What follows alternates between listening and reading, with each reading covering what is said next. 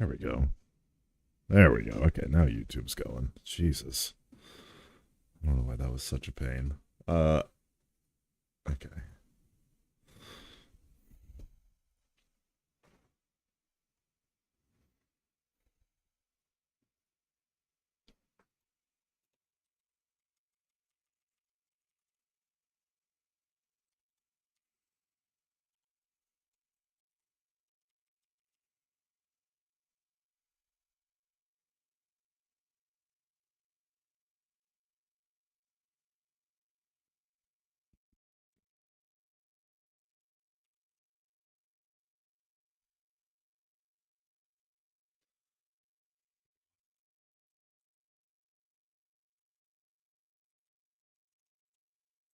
Of course you do.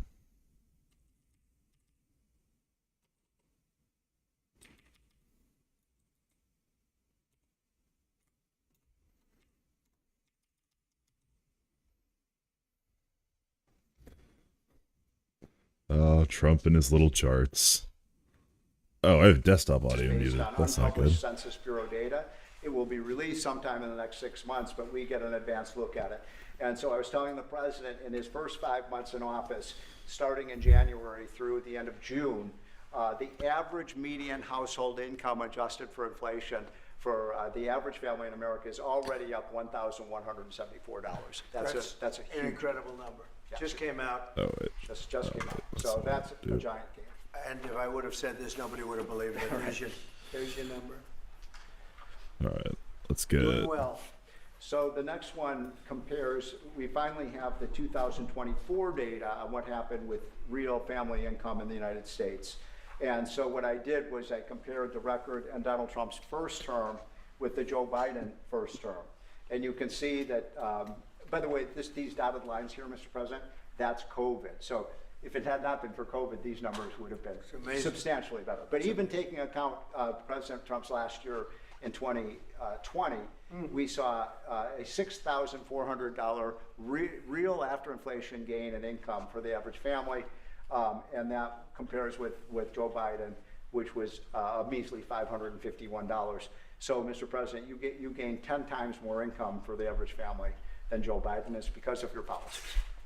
And that's taken into consideration COVID, Yep. which a lot of times you don't have to do that, but Because we were I'm very glad you did we were that. over No, we were almost 8,000 until. Look at that number. Yeah. Okay. So then we looked at which families did the best. We have data from the Census Bureau that shows by income percentage. So the 25th percentile Are is the you lowest income, 75th percentile is the Is highest this income. real? How is this a real, like, image?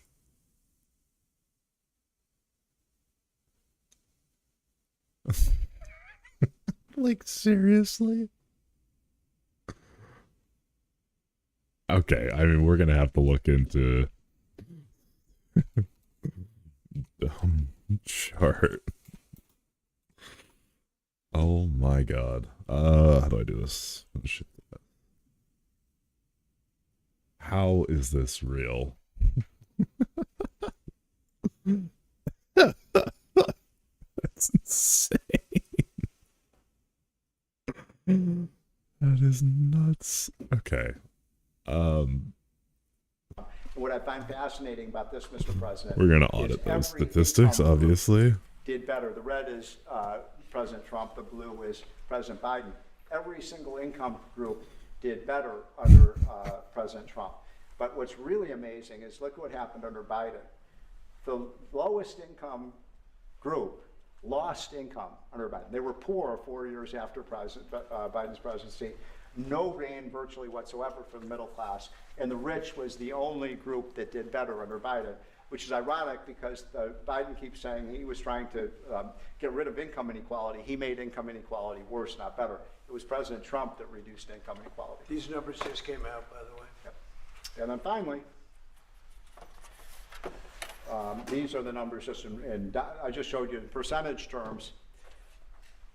Mr. President, these are the numbers in dollar terms. So even the lowest income, 25th percent, gained about $4,000 in income. That's a lot. for a lower income family, $6,400 for the middle class, and almost $10,000 for the richest. So you can see every income group did better under Trump than Biden by a wide margin.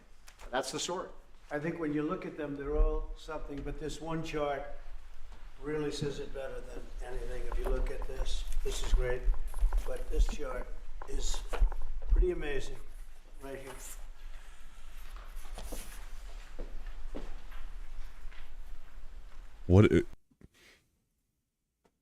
Monthly estimates of net change in real median household income from second term.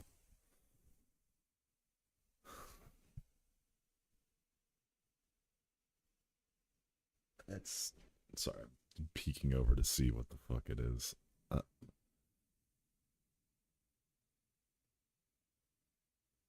Maybe I source. Can I get? Is there 10? Oh, I can go up to 4K. Okay, well that'll help.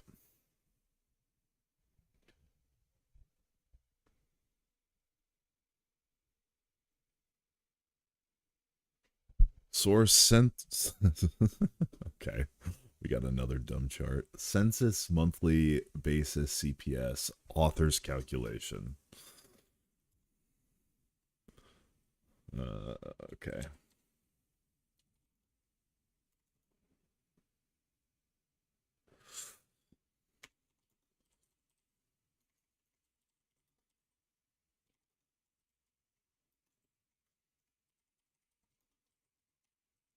Okay, we'll double check on that one. It's got 1080p. All new numbers. Okay. What is unleash prosperity?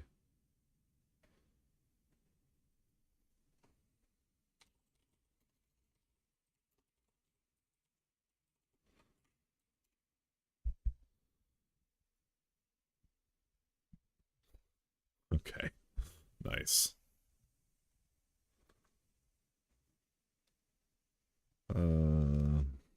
Stephen Moore. That's definitely a name I should know. Okay, I see. Uh-oh.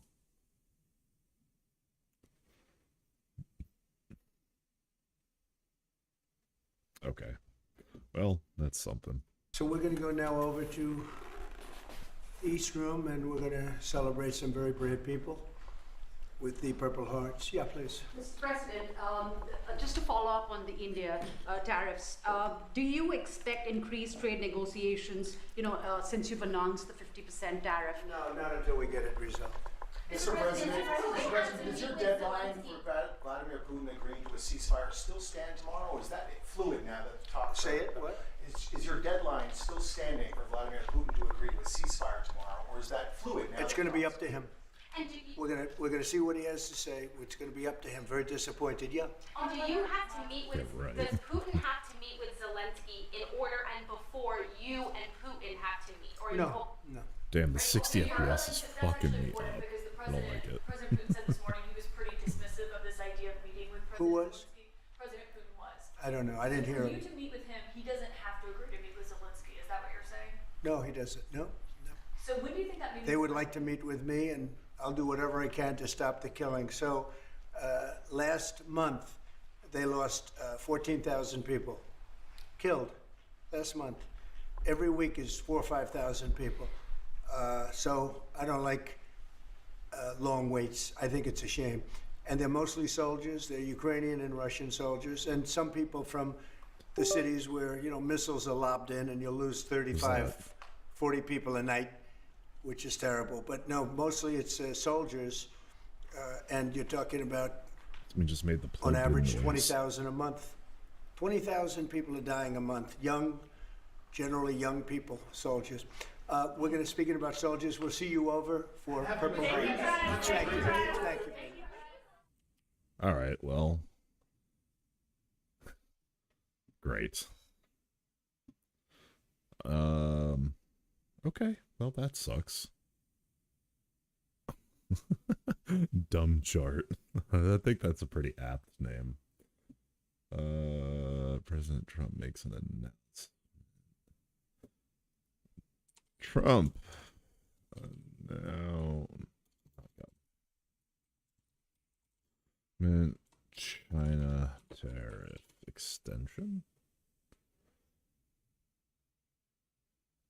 Can we? Is there anything? No. Okay. What?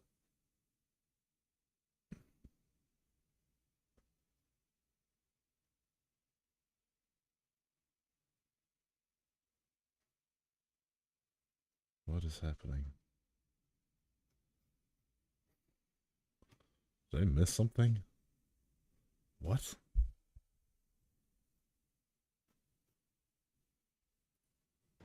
They don't have anything like that. They got some police. Oh no, okay. This was same shit. Okay. Kennedy Center. Watched a little bit of this.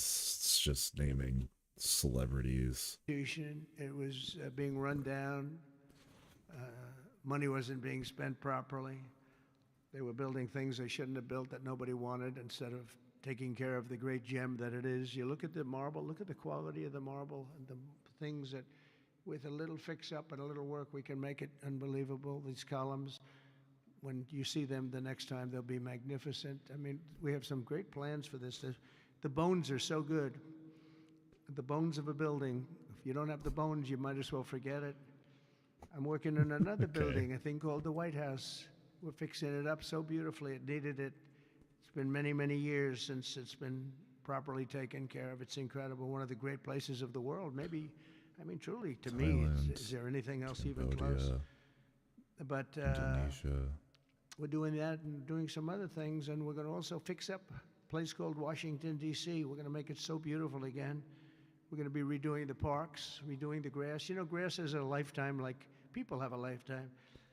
And the lifetime of this grass has long been gone when you look at the parks where the grass is old, tired, exhausted. We're going to redo the grass with the finest grasses. I know a lot about grass because I own a lot of golf courses, and if you don't have good grass, you're not in business very long, Lindsey Graham. By the way, you have very good poll numbers, Lindsey. I just saw. Congratulations. I don't even know where to put this. But a few short months ago, I became chairman of the Kennedy Center, and we completely reversed whoops. it. We reversed what was happening. We ended the woke political programming, and we're restoring the Kennedy Center as the premier venue for performing arts anywhere in the country, anywhere in the world. This has the potential to be anywhere in the world. We're going to make it something that people can't even believe. We have some unbelievable plans, and ultimately, it's about the talent you get. Though, you know, you can have a beautiful building. You can have nice marble walls. You can have nicely done columns, as I was saying. But if you don't have the talent on the stage, and we're going to get the best talent in the world. To that end, the world-renowned musical Les Mis had a phenomenal 5-week sold-out run this summer. It beat projected revenues by 35%, and we've raised over $10 million in private funds from a lot of generous donors, and we closed the $26 million budget shortfall that they had before we got here. And with the help of Congress, we secured the critical funding necessary to rebuild the building, and we're going to get all brand new, highest level seats, magnificent seats, and it's going to be all new. We could have taken the existing ones and do a little paint job, a little fabric, but it's not the same thing. So we'll be taking out next season. All of the seats will be taken out. The room is being completely rebuilt, and I just want to thank the Republicans in the Senate, headed by Lindsey. In that case, Lindsey she's a big fan of this building, and they got a record $257 million that's going to go toward renovations that building really needs, and all of the exterior is going to be incredible. It's going to be exciting. So I thank you very much, and thank all of your Republican senators. I don't think we had too many Democrat votes, probably. You never have. We don't have Democrats voting even for crime. But I shouldn't make this political, because they made the Academy Awards political and they went down the tubes. So they'll say, Trump made it political. But I think if we make it our kind of political, we'll go up, okay? Let's see if I'm right about that. But I want to thank the executive director for an incredible job. He's done great. He's been with me for just about the beginning, and everything he's touched has been good. He was on high intelligence. He worked in low intelligence and high intelligence. He did better with the high intelligent people, but he's been fantastic. He's the executive director, Rick Grinnell, for his work. Thank you very much, Rick. Unbelievable job. And as well as Lindsay and all the people that helped us in Congress, I want to thank, and the Senate has been incredible. By the way, Leader Thune has been unbelievable, and Speaker Mike Johnson. These are great people. What we're doing with the great big beautiful bill is you're going to see a whole different country. You're seeing it already. We're coming in where the trillions of dollars is coming in from tariffs from all over the world, from countries that took advantage of our country. They thought That we would were make sense. children. They took advantage of us for decades, and now the money is flowing to us, and we've become the hottest country anywhere in the world. But the Kennedy Center board members, many of whom I knew, and many of whom I put on the board, and it's as good a board as I've ever seen. And on the board also, and some people that are doing an incredible job. One in particular is Attorney General Pam Bondi. The job she's doing is incredible. Thank you very much. Long beyond the Kennedy Center. The Kennedy Center is the easy part. She's incredible, and you're going to see a big change in Washington crime stats very soon. Or not the stats that they gave, because they turned out to be a total fraud.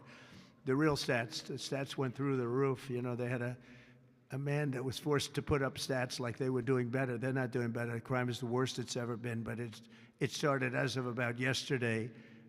It started, you see a big change, and people are feeling safe already. I've had so many calls, thank you, sir, thank you. They were afraid to walk out. They're not afraid anymore. And this will be like the border. We started off with millions and millions of people coming in from all over the world, gang members and people from jails. They were unloading their jails into our country. All over the world they were coming. Drug dealers. They came from Africa. They came from Asia. They came from South America, Venezuela in particular. They were coming in. Trinidad, Aragua, and the toughest people you've ever seen. And by the millions. And for the last 3 months, we had 0, 0, and 0. We had 0 people come in for 3 months. They respect our country again. That's the other thing. All over the world, our country is respected again. So I also want to thank the Chief of Staff, Susie Wiles, who's fantastic. She's done an incredible job. And Sergio Gore for the job he's done with personnel. Thank you very much, Sergio. Fantastic. In the coming months, we'll fully renovate the dated and the infrastructure of the building, and make the Kennedy Center a crown jewel of American arts and culture once again. Okay, am I stupid? I think What we'll is bring the it to a Kennedy higher Center? level than it ever hit. Actually, it hit a certain level, but we're going to bring it to a higher level than it ever hit. We have the right location, and soon we will be a crime-free area. This is going to be a crime-free area, by the way. You'll be able to go out. People tell me they can't run anymore. They're just afraid. And they'll be running again. We're going to have a crime-free. It's a big statement, because if one thing happens all year, Pam, you better be good, because they'll say Trump did not fulfill his. One person gets a little injured by somebody, they'll say Trump did not fulfill his promise. No, we're going to be essentially crime-free. This is going to be a beacon. Is there anything And in it's going to this? also serve as an example of what quite can be dry. done. We have to get rid of this cashless bail nonsense. If you look at New York, Chicago, Los Angeles, which is so badly run. Los Angeles, they can't get the houses. They can't get the people their permits to build their houses. They're trying to rebuild their houses from the ridiculous fire that should have never allowed to have taken place. They should have had the water coming down from the Pacific Northwest, but they didn't do that. But they can't get the permits for the people that want to build their houses. No, it's I want to Zusu. thank Lee Zeldin, because the federal government has gotten all of their permits, which are much more difficult permits, actually, Right. and had them literally within 30 days after the fire. Everybody had their permit. But you don't have the city and state permits. They got to get going. the governor and the mayor have to get going. It will just be a matter of time that we're going to do something that's going to be incredible. We're going to use the Kennedy Center as a big focus of it, and that's the 250th anniversary celebration that we're having.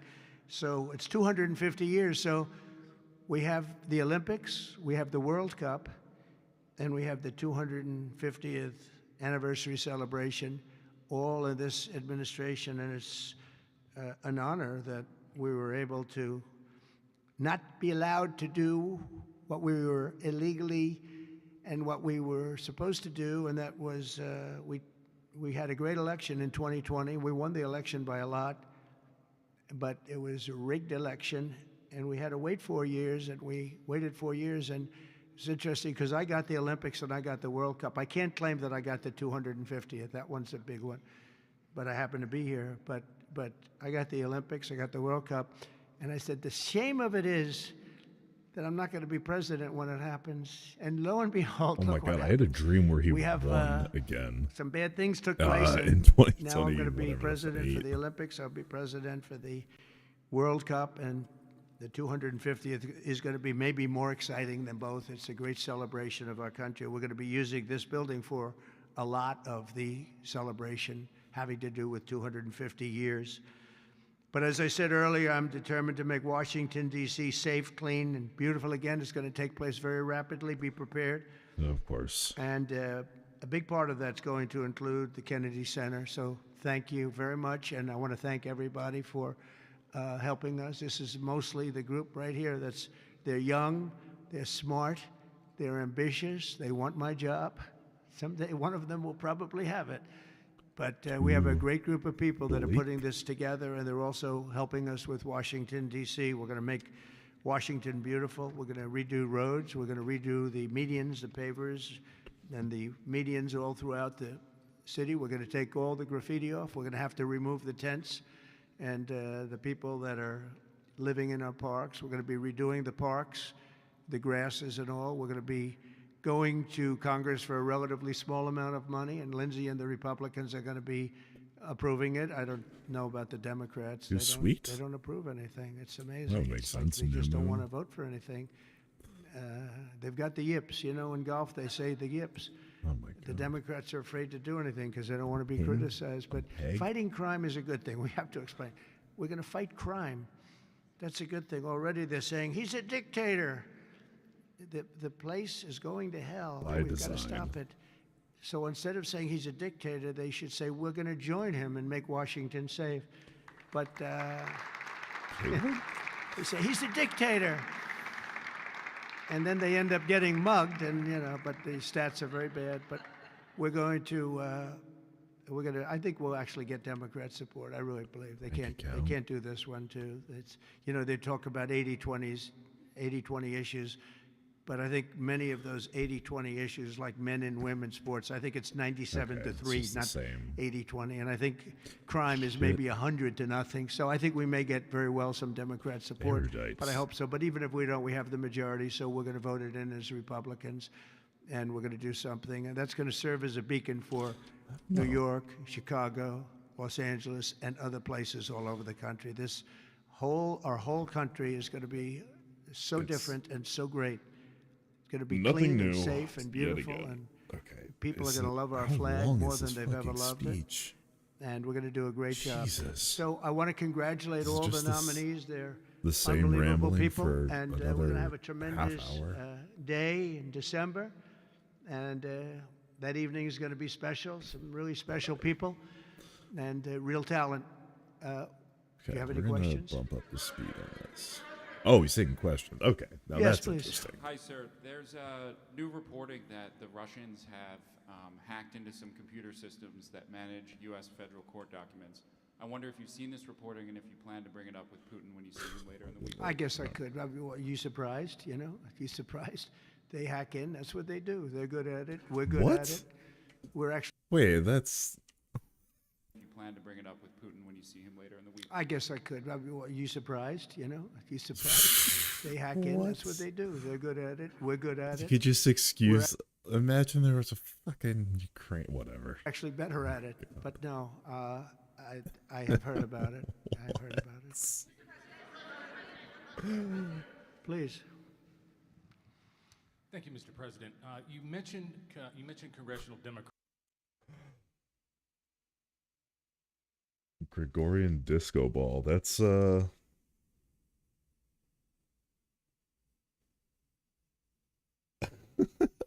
luck with that. I don't think that's my forte. You have not yet met with Democratic leadership, but there's a funding deadline at the end of September. Actually, I gotta make a note on this because that is fucking wild. I gotta make a Russia folder.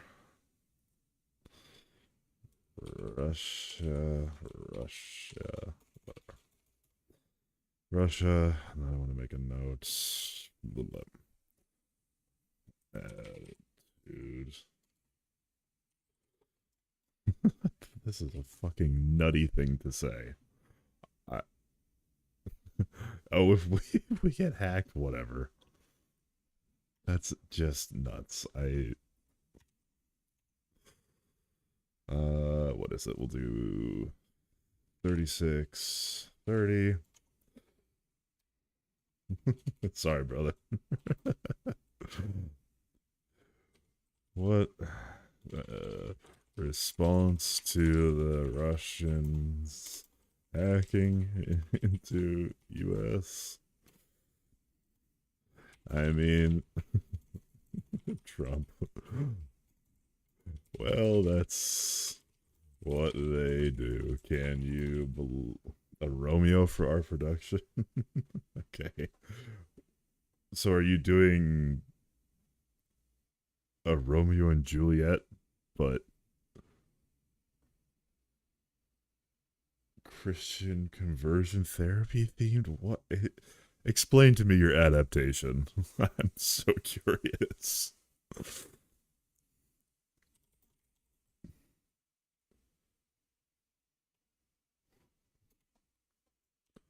Okay, you're gonna have to elaborate, brother. Would you, do you plan to meet with Leader Schumer and Leader Jeffries to discuss that situation? Well, I will, I guess, but it's almost a waste of time to meet because they never approve anything. If we want money to fight crime, if we want money to do only good things, just good things. Let's not even talk about controversial. They don't want to meet about anything. They really are. They're stuck. They don't know what to do. They have probably more, I would say more than half are sane, but they are led by insane people.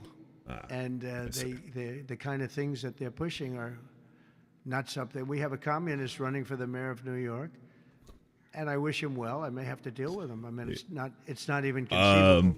It's okay. It's not even conceivable. It's a bit of a struggle today. You're more than welcome to help out. That's the biggest differentiator. Here, I'll make it a bit bigger. Let me know if you can see the hints at all. Because yeah, usually I start off with doing about an hour or so or two of puzzles while we watch the political happenings of the day, and then go from there. But yeah, no, if you want to help out with the crossword, you're more than welcome to. That could happen, and maybe he won't win, but Yes, he won exactly. the primaries by quite a bit. Listening to this Shocking. stuff is not good stimulus for the brain. That's it's a dangerous thing to start your day with. He won the primaries. So, and you see some of the people supporting him that truly don't believe what he's espousing. So, I mean, we will meet, but nothing's going to come out of the meeting. But here's the advantage. Listen, who is Hey, great? We thanks for just the passed follow. the great, Appreciate big, it. beautiful bill that had all You the get to see biggest the tax Biden cuts in blast. history. No tax on tips, no tax on Social Security. Fuck Think of out of me. I forgot about think of that for the seniors. No tax on overtime. Okay. And talking point repetition. All sorts of things. You Wonderful. go out, buy a car, you can deduct the interest payment. If you borrow money, you can deduct the interest payment from your taxes. So Is many that things. how But you the spell biggest the thing Japanese car brand is Isuzu? from a business Isuzu? standpoint, deductions. You know, that was tremendous. It's Amaze. Okay, yeah. Our country is roaring. Our businesses are. You're going to see some numbers in just 12 waiting for him to months say when these something factories stupid or open. You know, new. we're opening up factories all all over the old world, shit. all over the I went away for a month, and it's the exact same like talking points. country, but that's all spreading to, I think we're spreading the wealth all over the world, if you want to know the truth. But we're opening them in this country at a level that we've never seen before. We've never seen. So they just don't want to prove anything. They just, we meet with them and they say, as Nancy Reagan said, just say no. They go, oh, just say no. They're mess. afraid to approve anything. If we say, we want to stop crime in this country, Glut. or as an example, bail. We want to make it so that people, if they murder somebody, they're in jail. They don't get out on no bail. They say, we don't want that. We want people to murder somebody and they immediately are released and they go out and murder somebody else. Still. It's a big problem, a tremendous problem. By the way, we're going to go for statutes in D.C. and then ultimately for the rest of the country where that's not going to be allowed. Because it was when they did the cashless bail thing that the numbers really started going up. In this city, in New York, in Chicago, in Los Angeles, no matter where they have it, the numbers went through the roof. So we're going to meet with them, of course. I'd like to meet with them. We're going to tell them all these good things, and they're going to tell us no. And then we're going to go out and we're going to vote it in by the Republicans, because I don't believe that anybody is capable of making a deal with these people. They have gone crazy. Go ahead. Okay. Thank you, Mr. President. We'll get to all Your this. Federalization of the police has a 30-day limit unless Congress acts to extend it. Are you talking to Congress about extending it, or do you believe 30 days is sufficient? Well, if it's a national emergency, we can do it without Congress, but we expect to Oh, be wonderful. to Congress, before Congress, very quickly. And again, we think the Democrats will not do anything to stop crime, but we think the Republicans will do it almost unanimously. So we're going to need a crime bill that we're going to be putting in, and it's going to pertain initially to D.C. We're going to use it as a very positive example. And we're going to be asking for extensions on that, long-term extensions, because you can't have 30 days. 30 days that's by the time you do it. We're going to have this in good shape. And don't forget, in the border, everyone said it would take years and you'd have to go back to Congress. I never went to Congress for anything. I just said, close the border. I never went to closed the Congress for border. anything. We know. And that was the end of it. I didn't go back to Congress. We're going to do this very quickly, but we're going to want extensions. I don't want to call national emergency. If I have to, I will. But I think the Republicans in Congress will approve this pretty much unanimously. Please, go ahead. Thank you, Mr. President. Would you encourage members of the press to do ride-alongs with the D.C. police to understand how serious this crime issue is? It's okay to me if they want to do it. We're going to work with the D.C. police. A lot of very good people in there. Not all, but a lot of very good, very, very professional. And, we have a big force. I think they said 3,500. They're always asking the mayor, who's a very nice woman, but got to do the job. We've worked with the mayor for 6 months, and she's been here for many years. And the numbers are worse than they ever are. Don't let anyone tell you they're not. And the whole statistical charts that they made, the whole thing is a rigged deal. They got rid of the guy because he didn't want to do the numbers the way they wanted to, and they put their own numbers out. They said it's the best in 20 years. No, it's the worst in 20 years. But we're going to be very open about what we're doing. So if the media wants to ride with police, if they want to do it, if they feel it's safe, that would be okay. Yeah, please, go ahead. Thank you, Mr. President. Mary Margaret with Daily Wire. 2 questions on D.C., God. if that's okay. How do you feel about Mayor Bowser's level of cooperation and her choosing to advocate for D.C. statehood right now? And do you have Well, a the message- statehood, let me do that one first. Statehood is ridiculous. We want to straighten the place out. Statehood's ridiculous. It's unacceptable. It's the Democrats want it because the Democrats have, about 95% in this little area. Even I didn't get it very much. They want that. They want to pick up 2 senators, and it's not going to happen. It's not going to happen. And that's the least of the reasons why, by the way, but that's one of the reasons why. Yeah, right. What we want to do is make Washington, D.C., the greatest, most beautiful, safest capital anywhere in the world, and that's going to happen. I mentioned the word bones before. The bones here, we have the greatest bones. When you look at that Supreme Court building, I think it's one of the most beautiful buildings.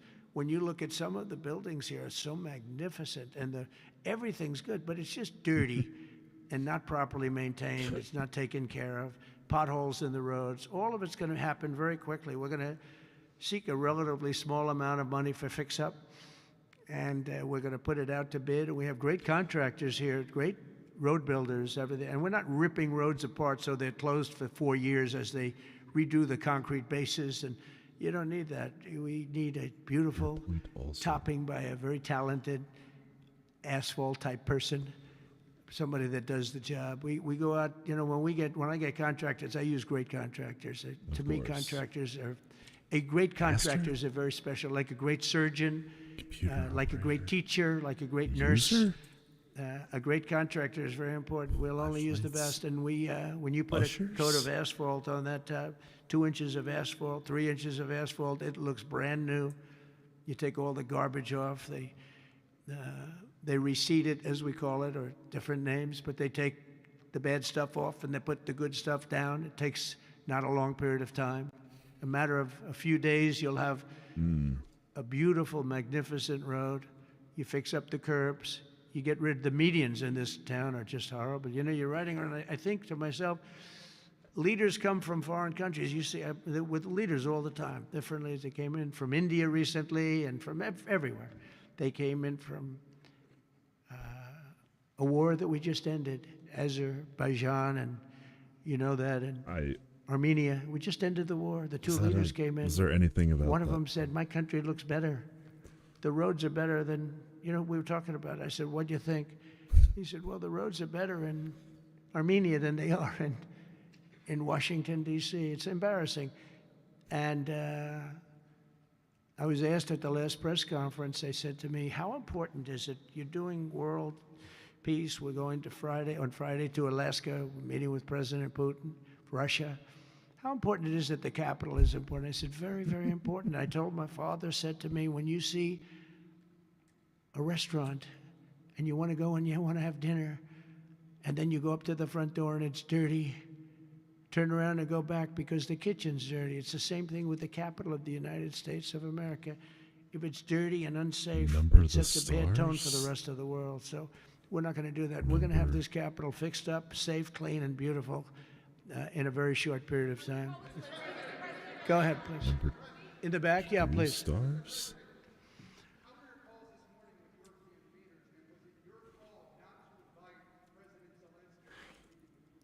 No, just the opposite. No. We had a very good call. He was on the call. President Zelensky was on the call. I would rate it a 10, you know, very, very friendly.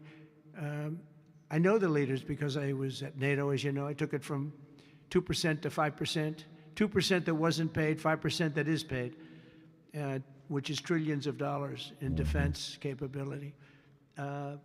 No, it was always going to be, I was going to meet with President Putin, and then after that, I'm going to call the leaders and President Zelensky. I'm going to call President Zelensky, and then I'll call, probably in that order, the leaders. There's a very good chance that we're going to have a second meeting, which will be more productive than the first, because the first is I'm going to find out where we are and what we're doing. Again, this is Biden's war. This isn't my war. He got us into this thing, and it should have never happened. This war would have never happened if I were president. But it is what it is, and I'm here to fix it, and I'm here to stop 6,000, 7,000 people last week. 7,213 people last week were killed, mostly soldiers. But missiles being lobbed into towns don't exactly help either, but mostly soldiers.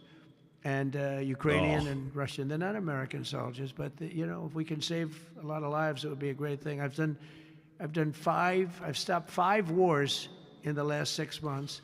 Okay. And on top of that, we wiped out the nuclear capability. It doesn't count if you stop the same war 5 times, buddy. Of Iran, obliterated it. It's turned out to be a correct word, by the way, because you know some of the press said, well, maybe it wasn't obliteration.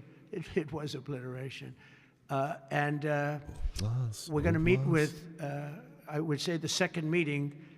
If the first one goes okay, we'll have a quick second one. I would like to do it almost immediately. And we'll have a second meeting between President Putin and President Zelensky and myself, if they'd like to have me there. And that would be a meeting where maybe it could be absolutely work. But the first meeting will not work that out. Certain great things can be gained in the first. It's going to be a very important meeting. But it's setting the table Zimbabwe. for the second meeting. I think Zambia? the second meeting, if the second meeting takes place. Now, there may be no second meeting, because if I feel that it's not appropriate to have it because I didn't get the answers that we have to have, then we're not going to have a second meeting. Thank you, sir. Thank you, sir.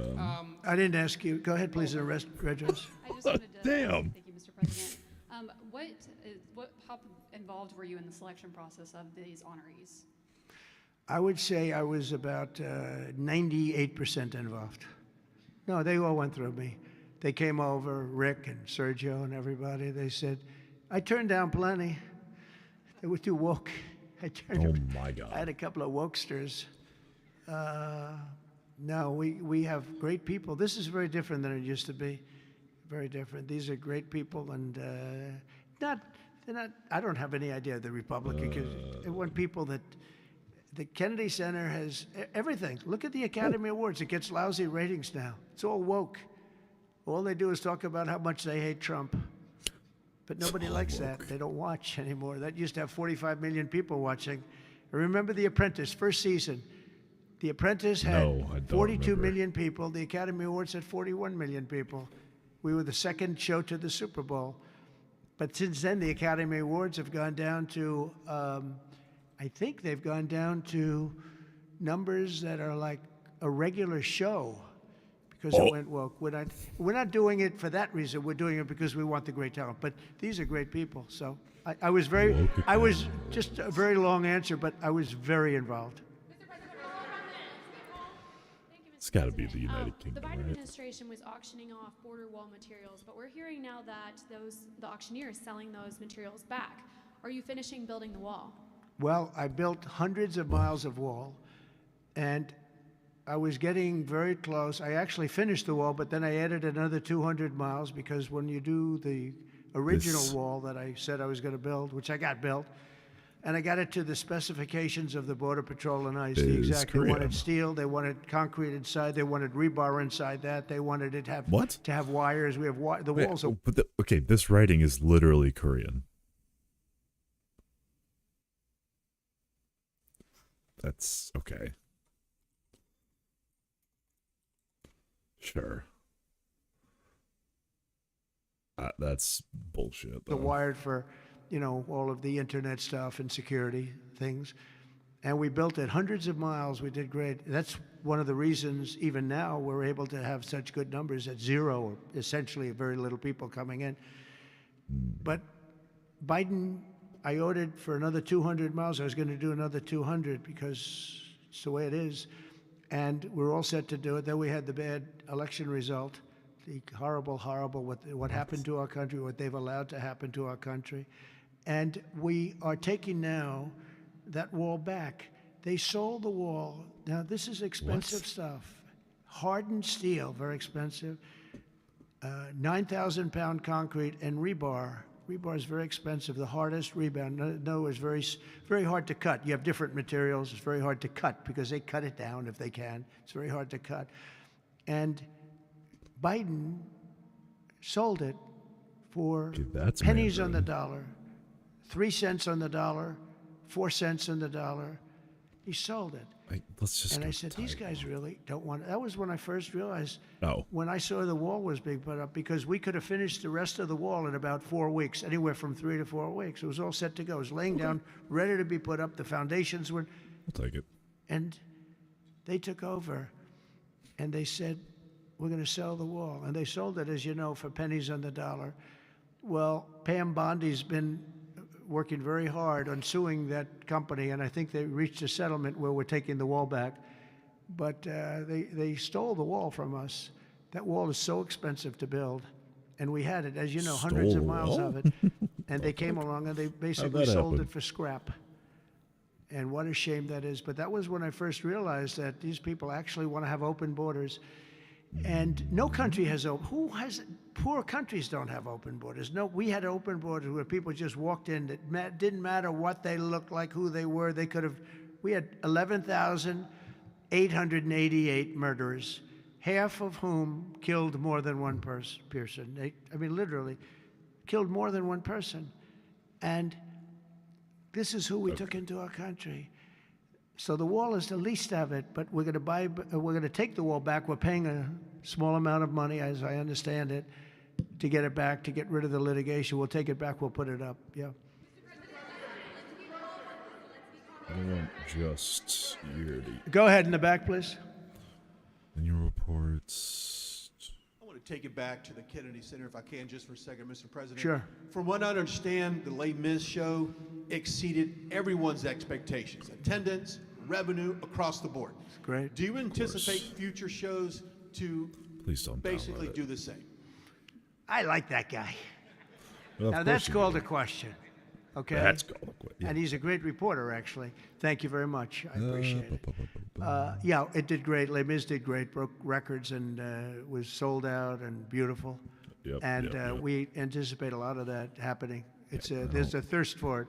And especially when the crime is knocked out. You know, when we knock out crime, some There people we go. probably stay away from places like restaurants and other things. It ruins your whole fabric. It ruins your Just country. BLS. And when somebody thinks they have about a 25% chance of getting mugged, they say, let's not go to restaurants tonight. We're going to make it so that they have no chance of getting mugged. And it's going to happen soon. And yeah, we think we're going to have a lot of very successful evenings here, please. Okay, if they do the chart the same every time, that's gonna be really helpful. Vladimir Putin does not This agree one. to stop the war after your meeting on Friday. Yes, they will. Yeah. What will the There- consequences there will be be? consequences. Sanctions, tariffs? There will be, I don't have to say, there will be very severe consequences, yes. Forget. Yeah, please. Can I ask you a question about the Fed? Right next to you, please, yeah. It's About the Federal 2021. Oh, Federal Reserve, my So favorite. said yesterday Too late. that you're He's too considering- late. You're considering suing Jay Powell. Can you update us on your thinking They about that? Tell us how revise good you these are at in your all? search for a new chair. Well, he took a building that could have been painted and Okay. fixed, like we're going to fix Total this building for very little money. He took, and that was in better shape. He took a building and what they did to that building, they built a basement under the building. It didn't have a basement. This is simple to Okay, understand. they're a the little building is right next to a thing called the Potomac River, the beautiful Potomac River. That means lots of water, and the water is right under the building. And they decide to build a basement under the building in the Potomac River. So in order to do that, you need the biggest pumps that God ever created. And they were pumping their hearts out, but as big as those pumps are, you can't pump it fast enough because it's the Potomac River. If the pump were bigger than this room, you couldn't pump it. But they tried, and they've been building a basement. And I said, why did you want to build a basement? I thought it would be a good idea, sir. A basement is the least valuable floor in a building. I know a lot about real estate. The least valuable thing is the basement. And you don't build a basement under a building that is 2 feet above the river that's right next door. You know, it's right near the river. People don't realize the river's right out their window. And that's the beginning. They did just a terrible job. Instead of, I could take a ceiling like this, they'd rip out the ceiling because they see a crack. Let's rip out the ceiling. And I would fix the crack and I would paint the ceiling. And under the ceiling, they put the most incredible protective material. They go out by 3/4 inch, brand new, gorgeous 3/4 inch plywood and sheetrock, hardened sheetrock. And they had it all over the building. So if a little piece of flake came down, but the problem is when they took the ceiling down and it would hit, they spent millions of dollars on protective material that you didn't have to spend anything. You could have done that job for $25 million, and they spent $3.1 billion. He said 2.7, but it's really 3.1. They just don't want to include one of the buildings in the deal.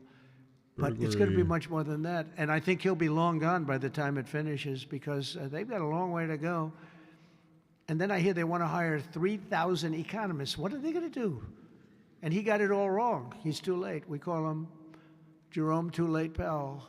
That's will right. live That's with what him you forever. I believe that name will live with him forever, along with the name Pocahontas and some of the others. Jesus. He worked closely with Pocahontas, by the way. She's another beauty. But we have a real problem there. They're way over budget.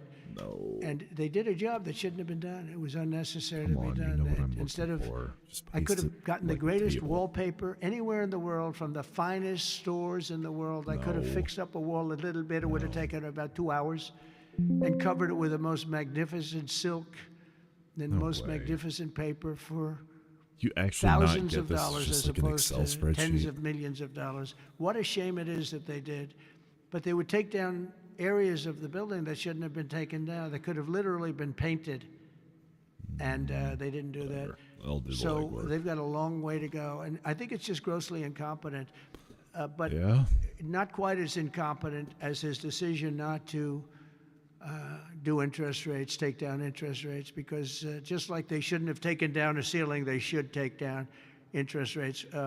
Every point costs us $360 billion a year. Think of that, $360 billion for 1 point. And we should be down at 1% because we're the leader of the world. We were always the lowest interest rate until like a certain time ago, decade, couple. But No, we were we always, should because do we the were the rates. United It's States more of fair, America. So even if population the country neutral. was run badly, we were considered like to be super prime. And now he's got us in a bad place. So we're paying $360 billion a year for each point. 30% Now, idiots. I believe we should be 3 or 4 points lower. So that's over $1 trillion we pay every year in interest. And it's really just a paper calculation. You sign a document and you save almost $1 trillion because that number equates very much to the bonds that we have to buy. Okay.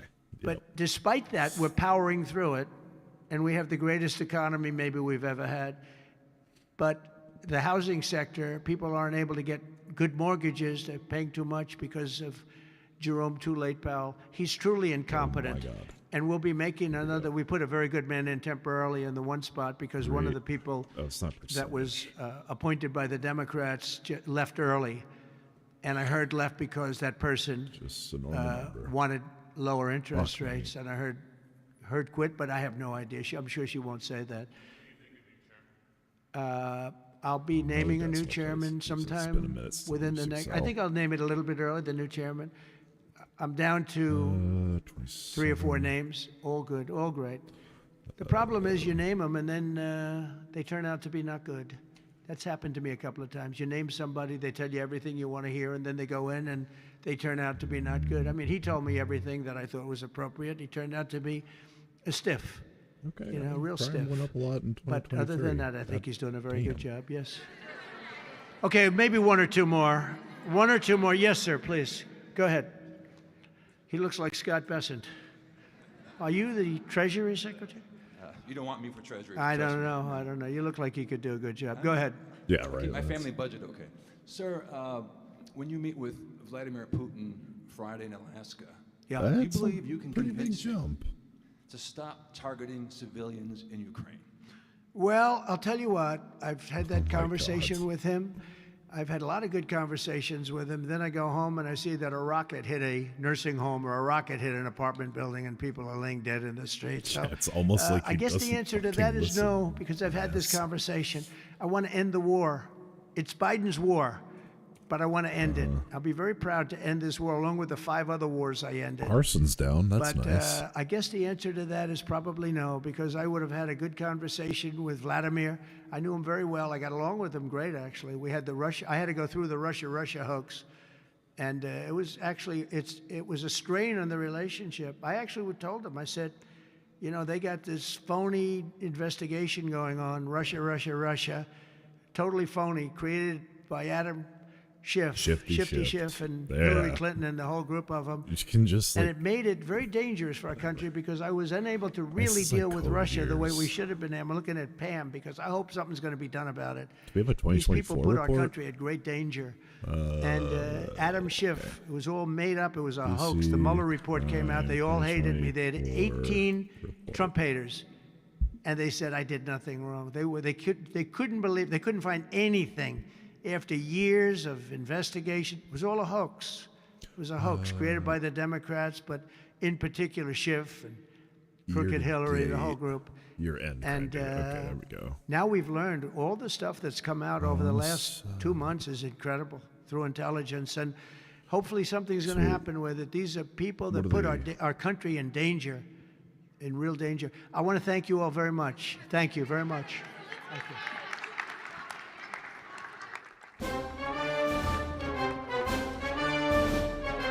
Is this per?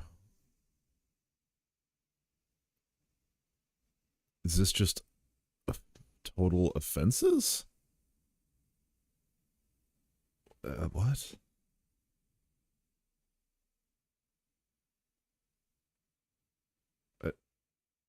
What? Okay. Well, that was insane. Of course it was. Why wouldn't it be? Because of woke. Because of woke. Okay, nothing crazy happening here. Let's re-go over this because that was a little nuts.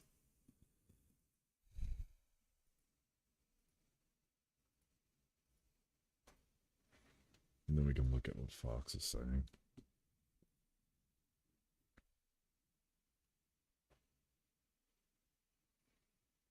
So this is total occurrences, right? Crime rates per 100,000. Which was 3, 2, Wow. 74. I've been up here a lot. I've never seen a crowd like this. Okay. I think we need a ballroom, and that's happening. It's going to be a beautiful ballroom. This is really a lot of people, most I've ever seen in this room. Okay, so And does we're it here say for a very anywhere that this is serious per purpose, 100,000? Very serious purpose. Something's out of control, but we're going to put it in control very quickly, like we did on the southern border. I'm announcing a historic action to rescue our nation's capital from crime, bloodshed, bedlam, and squalor, and worse. This is Liberation Day in D.C., and we're going to take our capital back. We're taking it back. Under the authorities vested in me as the President of the United States, I'm officially invoking Section 740 of the I District guess we can assume this of is Columbia per Home Rule Act. You know what that is? 100,000.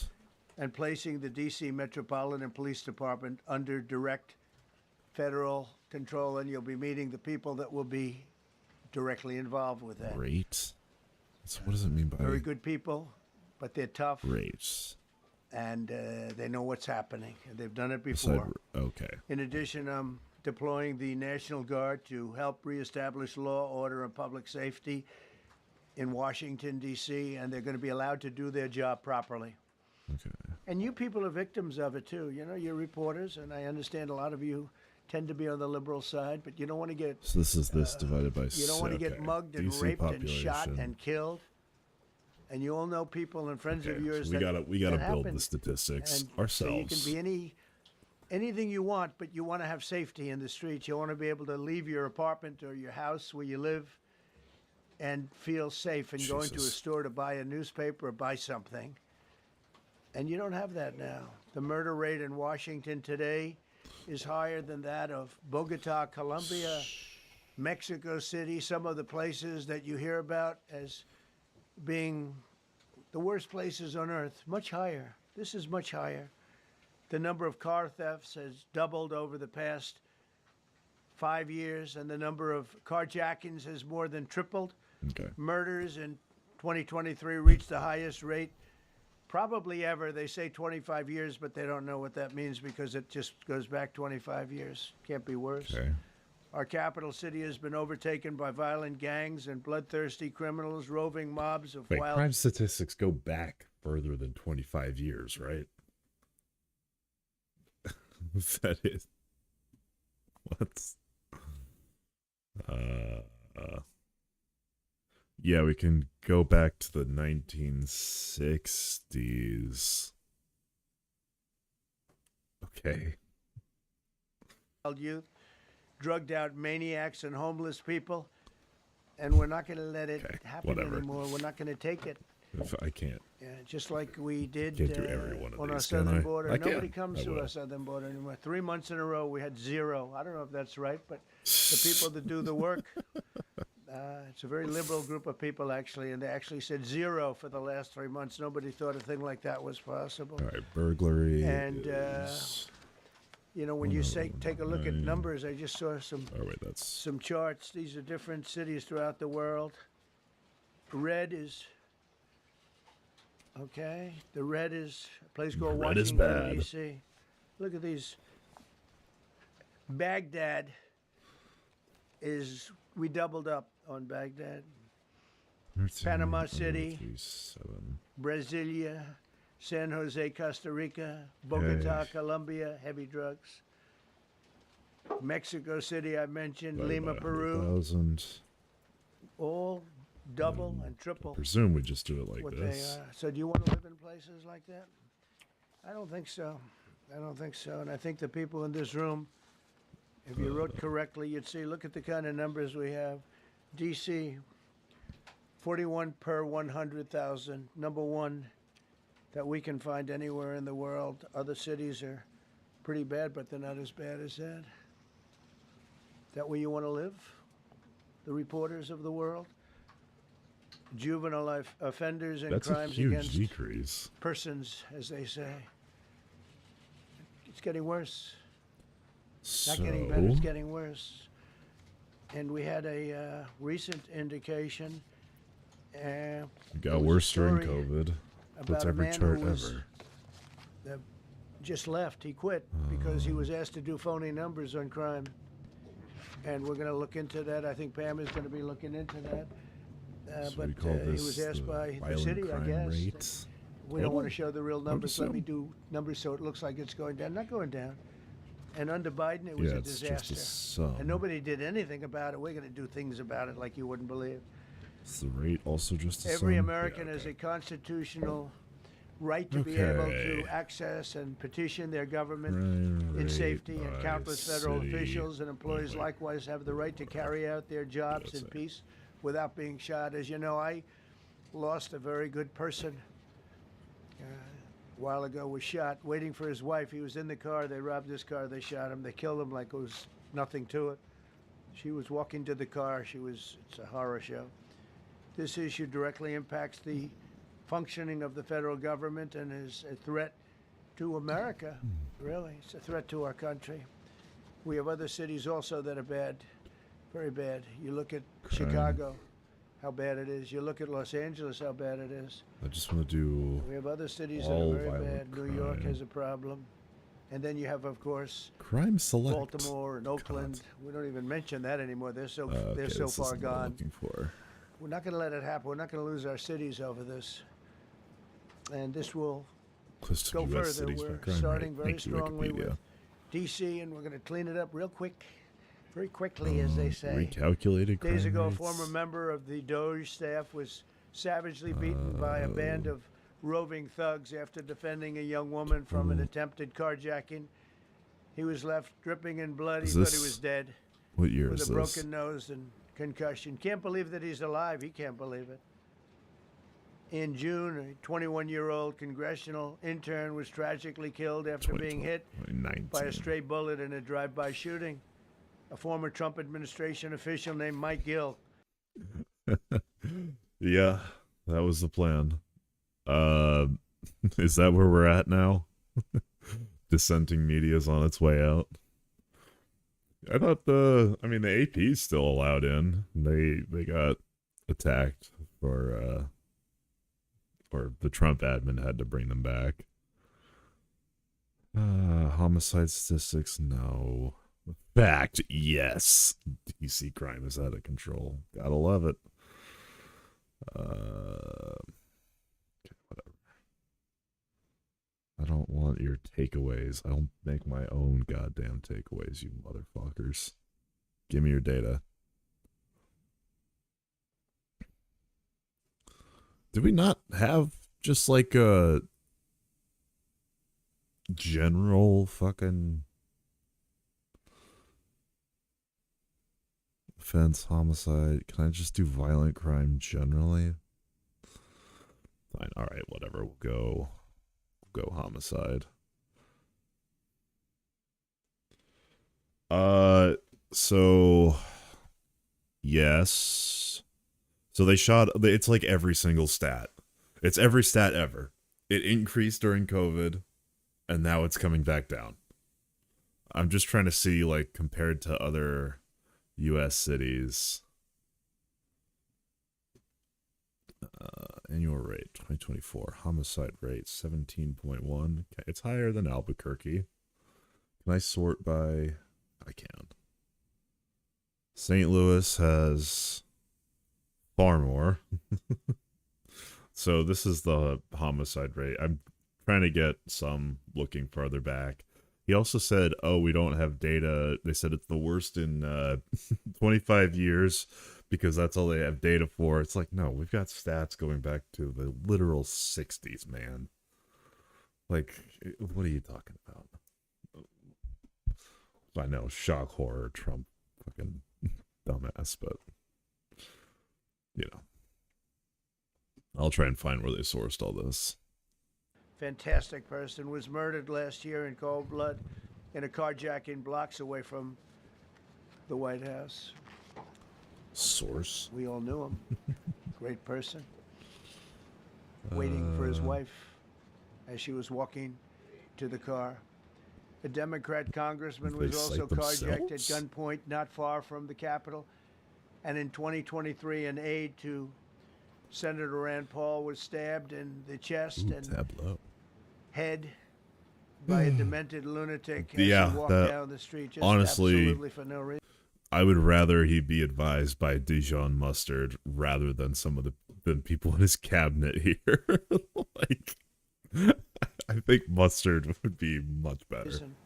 Horrifically, last July 4th weekend, a 3-year-old girl was shot in the head and killed while sitting in a car near the Capitol.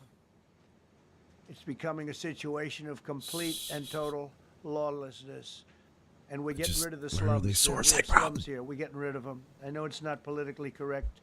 You'll say, oh, so terrible. No, we're getting rid of the slums where they live. Caravans of mass I don't know. youth. They just compile it for rampage us. through I city guess. streets at I'll look more into that, but for all now, times of the just day. take it at face value. ATVs, motorbikes, they travel pretty well. Entire neighborhoods are now under emergency curfew. That's close to the number. Just this past weekend, gunfire through. Yeah, it's not a great city. It's not the most dangerous, but that's not great. But just because, so this is what it's going to be. This is going to be every single debate regarding this crime stats. Like, federalizing the DC police was a bad idea and was this an overreaction. What, do you like crime? No, I don't like crime. I just think this is an excess reaction. Oh, so you just want crime to happen. And it's going to be that loop for an hour. That's it. It's the Republican the Republican playbook. Yet again, you have some political aim, which is consolidating more executive power.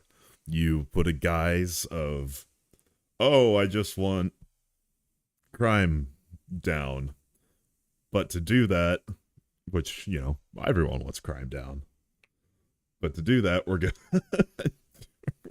take control of the Capitol under the executive and send him a National Guard. And then we're gonna think about doing that to other cities. Like, the problem's here, and it's a big problem, but the reaction is fucking nuts. Like, Went through, and you saw that the Navy Yard. I saw it this morning. They who saw cooked this up? that they fought back against. See, they fight back What until you happens knock the hell after out a of them, military 'cause it's the coup only language or they understand. before? But they fought back Preempting against one. law enforcement last night, and they're not going to be fighting back long because I've instructed them and told them After. whatever happens, you know, they love Elaborate, please. to spit in the face of the police. Oh, yeah. Okay, so you're saying he did everything slowly enough that you didn't even need to coup it? We're just kind of letting him get away with it? You can't keep getting away with it. He says the police are standing up there in uniform. Yeah, barely even. It hasn't even been a year to the day. Like, it's just been... Oh, wait. Okay, we're going to do something sacrilegious here. I'm going to go to Fox News. Because you can see what they're saying about, hey, it's me. Because when you watch Fox News, it makes you just die a little inside. Fox News, DC, police.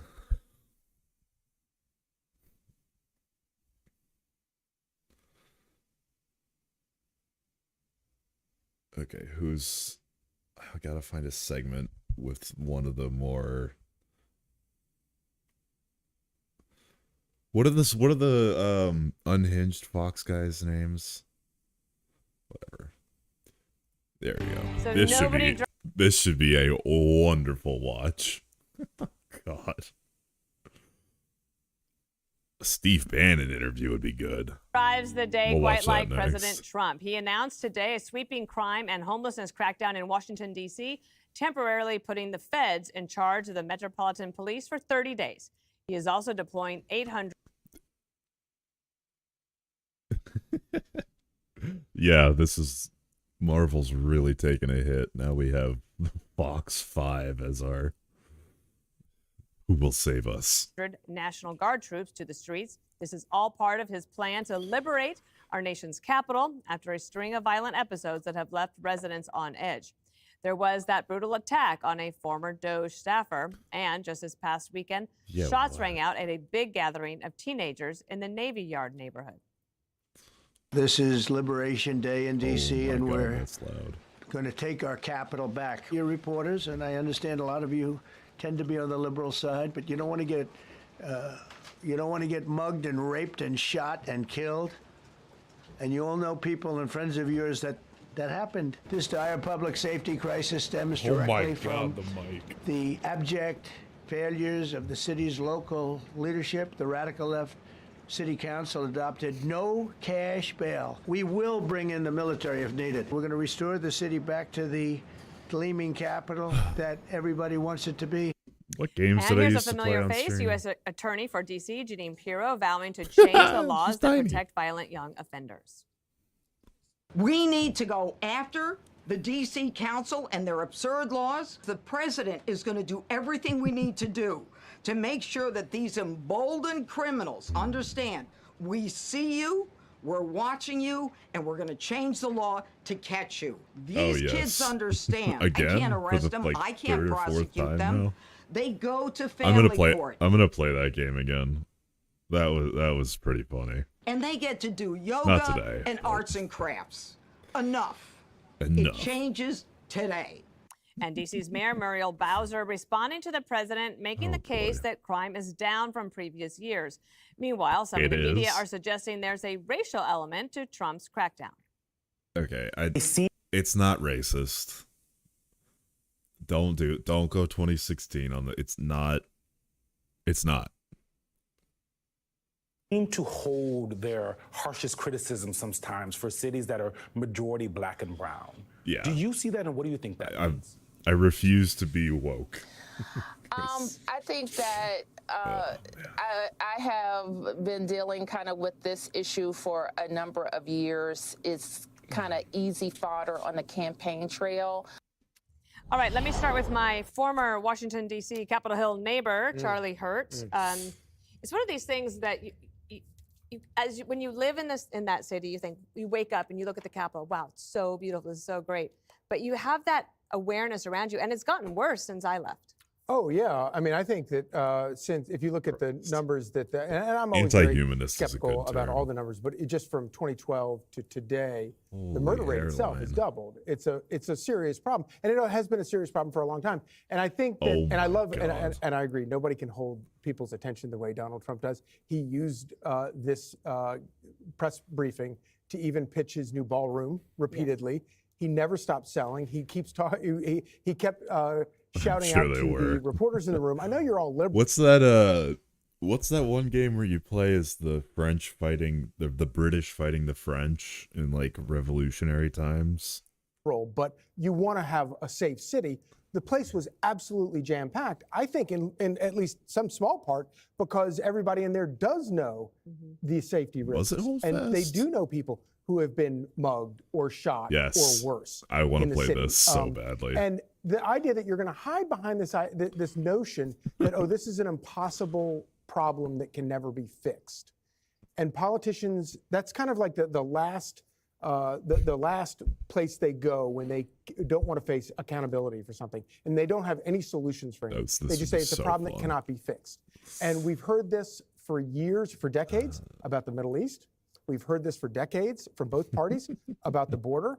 And Donald Trump came along and said, well, I'm not going to look at it the way you look at it and say that this is a problem that cannot be fixed. I'm going to actually try to fix it. And so, yeah, it's the talking points you'd expect. It's, why didn't Democrats do anything about this? Which is probably a fair question.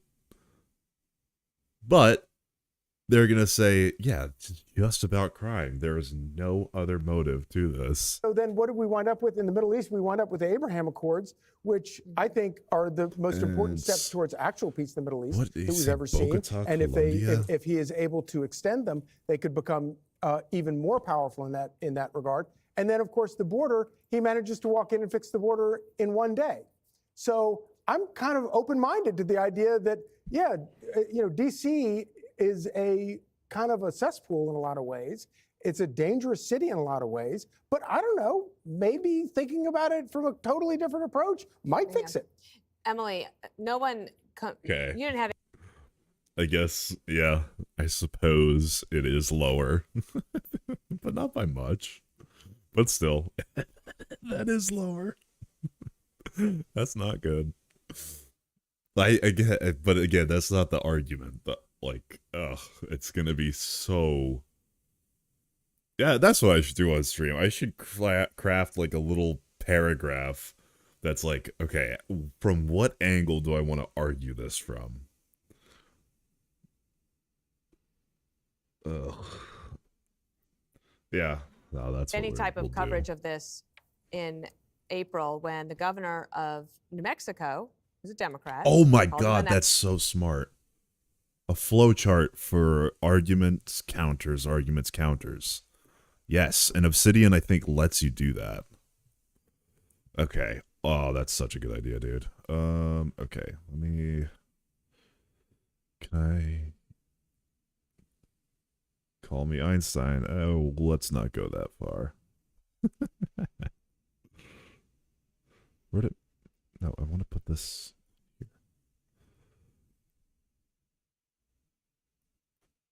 Okay. Add. No, I want to make a.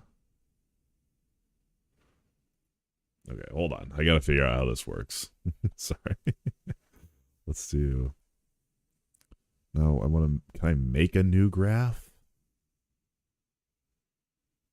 No, just a new canvas. Okay.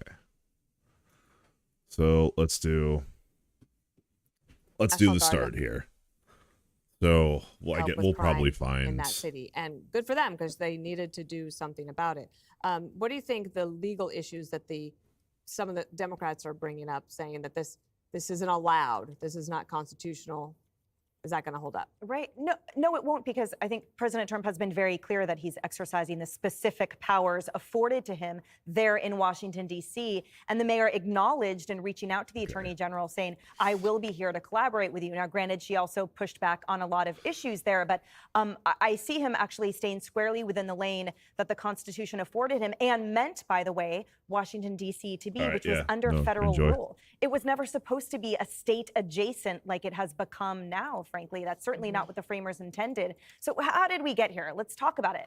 So the laws and policies in DC, like the Youth Rehabilitation Act and the age of criminalization being 18 and family court diversion, they have been totally distorted. The aim was to protect children from themselves. but we need to be protected from these children. Yeah. The rate of recidivism for them alone, for these kids, is almost double that of adult recidivism rates, and they are disproportionately committing these violent crimes. So the mayor says crime is down in DC, but here are the facts.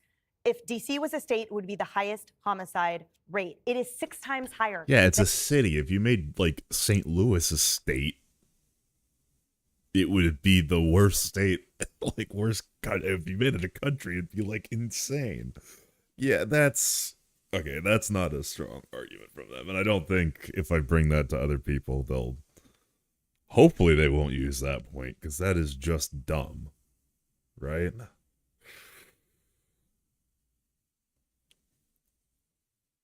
Okay, well. And here in New York City, in 2025 alone, there have been 1,600 violent crimes and almost 100 homicides. And vehicle theft is up almost 600% in just 5 years alone.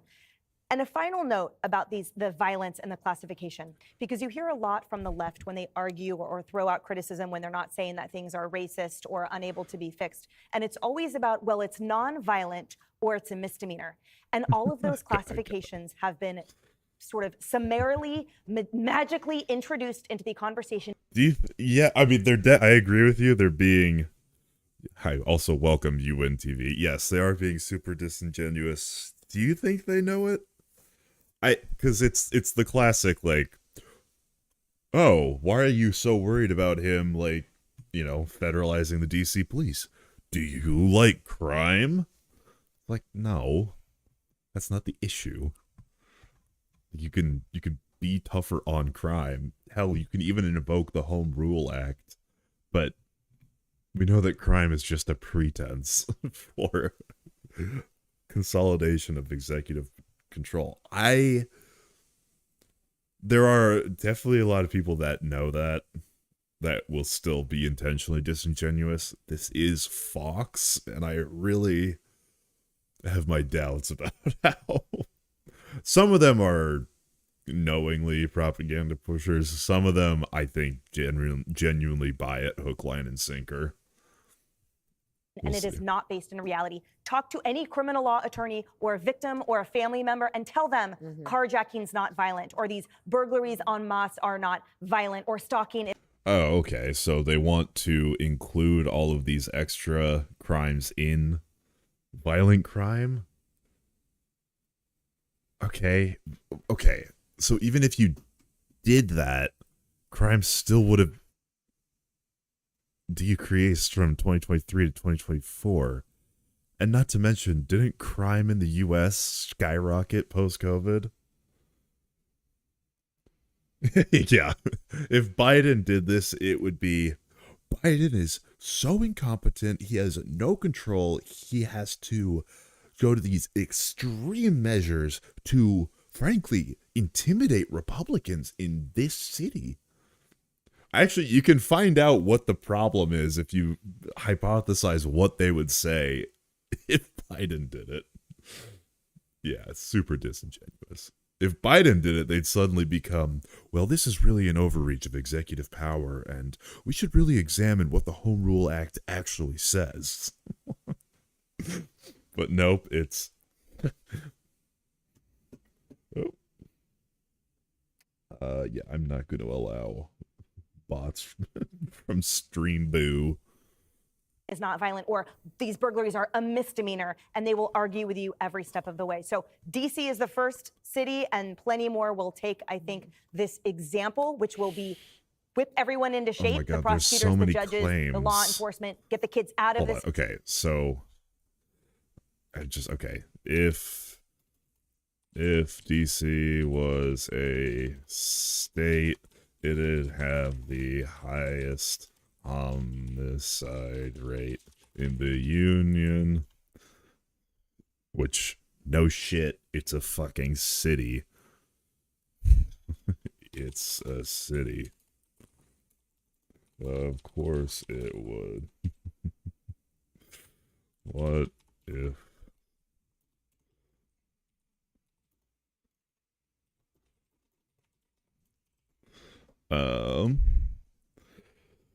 The Supreme Court should review the Biden decision. Yeah, exactly.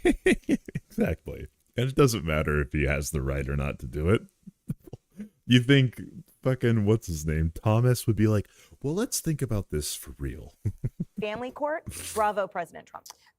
There's a young Democrat named Yemisi Egbobole that I've been getting to know a little bit. And How's she doing? She's great, and you're Oh. going to like her. She's probably going to be on your show sometime. She's great. She's great. And she wrote a piece for Fox Opinion today, basically, Harold, saying that Democrats should not downplay the crime issue, especially for minority neighborhoods, because it's on their minds and they would like it fixed too, and that maybe they're going to be okay with somebody trying to get a handle on it. Right, so good to be back around the table. I try not to put race in everything. And in this instance here, Greg has said something many, many times before about crime. And we were talking about the border in the context about why does the issue have to be, but you're not at all, Dana, but why do we have to talk about race, whether it's a Democrat or a Republican doing it? No one wants their pocketbook stolen. No one wants their kids attacked. Okay. Parker get a job? No, not real name. What the fuck? I'm not trying to dox somebody. Jesus.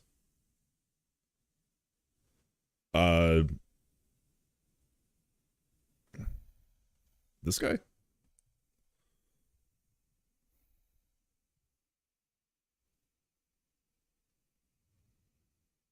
Who are you voting for this year? Donald Trump. And why are you doing that? Because Joe Biden sucks. So, speaking about Sleepy Joe, do you think that him saying that he would date 10 years is a really bad thing? Yeah. Do you think people shouldn't vote for him because of that? I think the guy should be thrown in jail. What would you say if I told you that Trump actually said that he would date a 10-year-old girl in 10 years? Do you think he should be put in jail? Well, he wouldn't say it. He's not an idiot. He did. Do you want to hear it? Lay it on me. It was a trap. I'm just going to punch him in the face if he embarrasses me. Typical. All right, well, Typical. I was just making a joke. Yeah, all right, I'm done with you. That's good. My next claim is that Kamala Harris is a DEI candidate. Like the Senate is technically DEI in a certain sense. Oh, for like small states. you went on Jubilee. Like Wyoming gets people in Wyoming get a like greater Rhode vote Island than me and in Hawaii. California. He likes the Senate. Like Rhode Island and Hawaii. I'm giving you an example. He likes California, electoral I get college. less of a vote than someone who exists in Wyoming. Wait, when was So Charlie we're Kirk on giving people in DEI? Wyoming more say than they necessarily should, given that they're one individual. So why do you believe in DEI as it relates to how our government is set up? But you don't believe in DEI in terms of allowing for people who are black or who are women to be in positions Yeah, no. of power that they have not been allowed in, historically speaking. Is the electoral college and the Senate based on race? It's predicated off of diversity, equity, and inclusion. How is right? that? Like inclusion of country areas, inclusion of rural areas. Yeah, true. Isn't the Electoral College just like...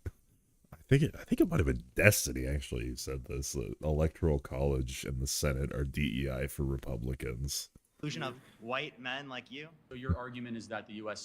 I can give you something explicitly Donald Trump did to cause the crime to go up. He literally pardoned violent rioters on January 6th who cops, so he incited a violent insurrection on January 6th. You're talking about the whole thing with, you talking about this year, or you talking about when Yeah, they he's a stormed the convicted Capitol? criminal who incited... All right, I'll keep an eye out for this guy. He seems cool. Oh, am I not? Okay, whatever. Yeah.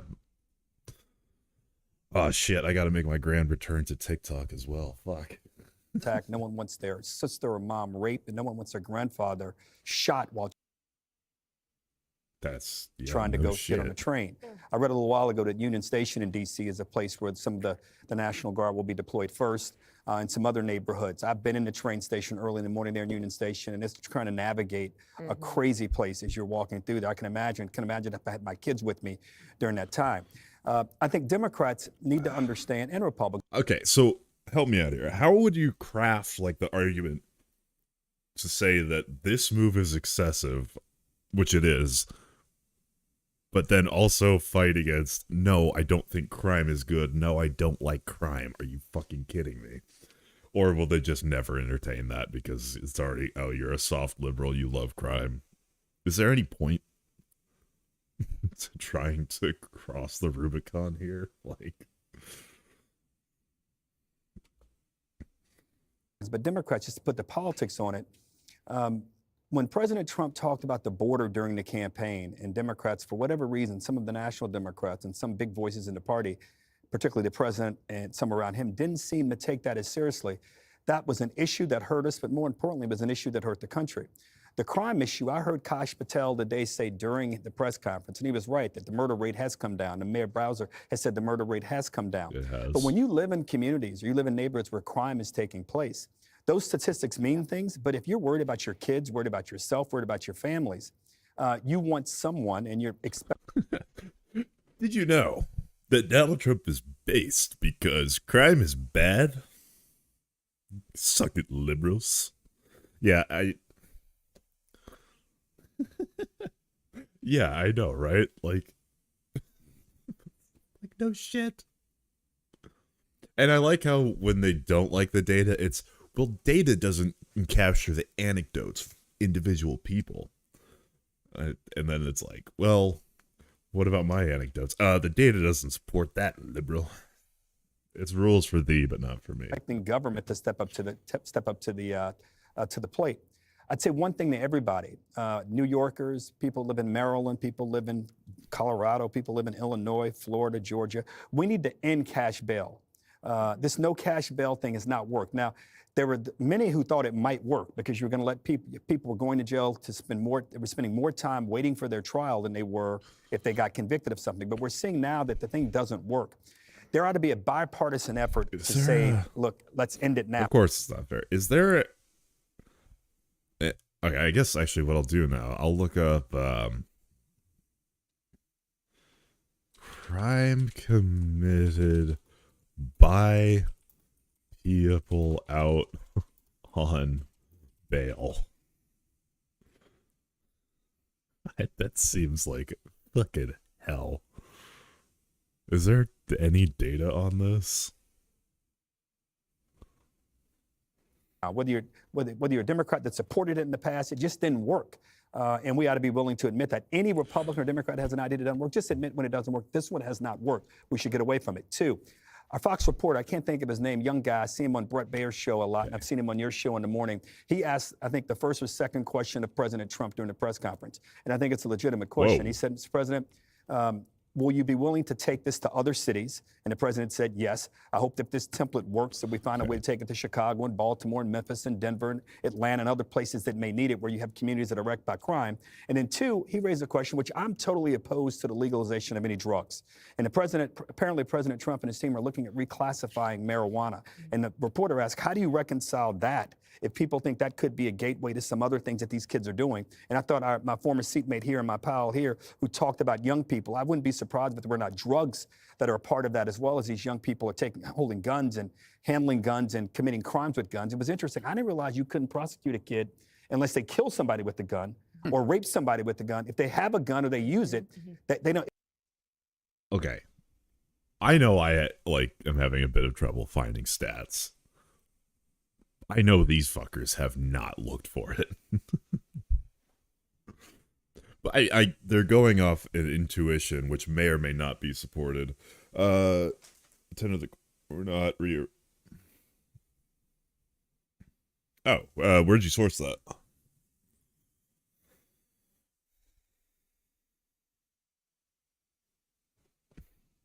We do our sources here. We gotta hold ourselves to higher standards than these fucks.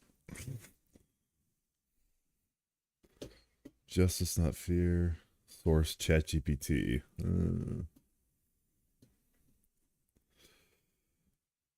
I don't know.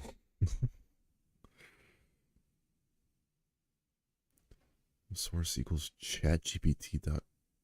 Or no, that's not. Sorry, that's not. The county. Loyola University. Okay.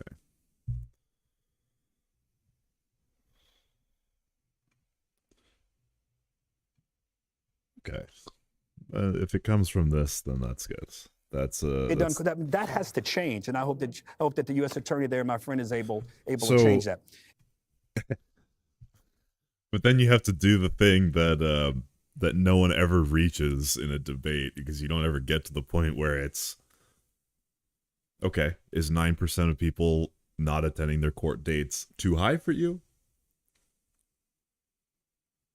And then they have to think about it. And then you ask, what is the acceptable level? And then you don't get anywhere. But it's a good corner to back people into. And finally, again, I hope that the people who want to inject race in this stuff don't. Crime happens. I don't care whom it happens to. I'm not happy if it happens to a Democrat.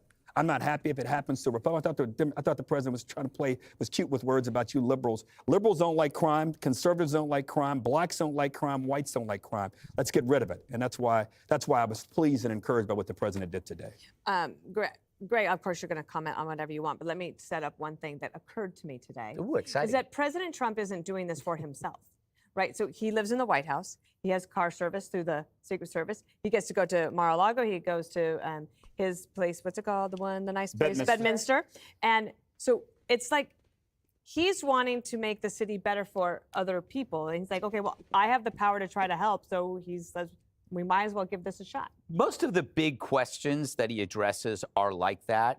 Have you noticed that? Whether it is the border or the Middle East or this, it's like he'll look at war and you'll think, oh, he's so simplistic about saying, what a waste. When he looks at war, he says, what a waste. All these people dying. They could be working and making money. That's how he thinks. And he's like, all these people dying, carjacking, that's bad. And all the academics are like, oh, he's so simple. Sorry, dude. He's right. You know what? I used to look at life, Dana, as something that everything would go my way. And when things go wrong, that would be the exception. I realized that it's the opposite, that life is actually a series of inconveniences. And when something goes right, that you should be grateful. That's Trump. You know, if you... That's fucking nuts. Oh, my God.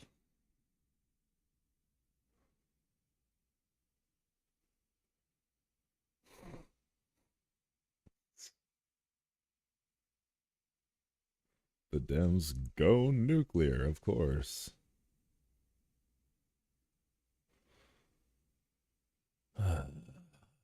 Jesus.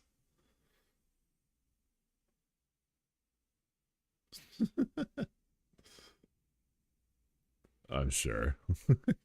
He gets to be Trump's fucking... Trump teases severe consequences. Yeah, right. We've teased severe consequences like 80 times. I'm going to do the Russia stuff tomorrow. Or maybe later today. Depends on how long I stream. But that's a whole thing about threats not following through, more threats not following. Taco, right? This motherfucker actually does chicken out of literally fucking everything. I thought it was just like a little pithy thing, but I am tired of hearing that. I'm tired of hearing about her too. Okay, let's see it. Jesus, fuck me. I understand it's 2 years probation to go to college with no mandate for getting on a public bus with an illegal gun. I found, so this will be of interest, and this will be a good stat to bring up. Rates of violence. So New Jersey legislature passed a law implementing a risk-informed approach to pretrial release and virtually eliminated the use of cash bail. Rates of violent crime fell between 2016 and 2018. Homicides fell by 32, while rapes, robberies, assaults, burglaries, and thefts all fell by double-digit percentages. The percentage of people arrested for new crimes while awaiting trial changed by only 1 percentage point before and after the reform. That's very worth it. I would say 1 percentage point, I'm fine with that. That's acceptable to me. And only 0.6% of people were rearrested for a serious violent offense while awaiting trial. That, I would say, is acceptable. I would probably be willing to go up to 5%. I don't know. That it is a tough question to answer. What is the maximum percentage you're willing to accept? That is a really hard question. Shooting an individual in the chest, which to me is intent to kill, And he walked away, after we convicted him, he walked away with no jail time. If that's what you want in this district, then I'm the wrong person to be United States Attorney. So, new U.S. Attorney for D.C., Jeanine Pirro, laying down the law at yesterday's DOJ news conference. Pirro took on reporters for citing crime stats, saying she's more concerned about the victims and their families. She joins us now. It's literally what we just talked about. It's subjective. It is. That's the thing. Do you think there's a process to arrive at an answer non-subjectively? Or do you just have to see if it's at a level where at this number, like a normal curve, let's say 80% of people would accept 1% recidivism rate, 70% would accept 2%, like that.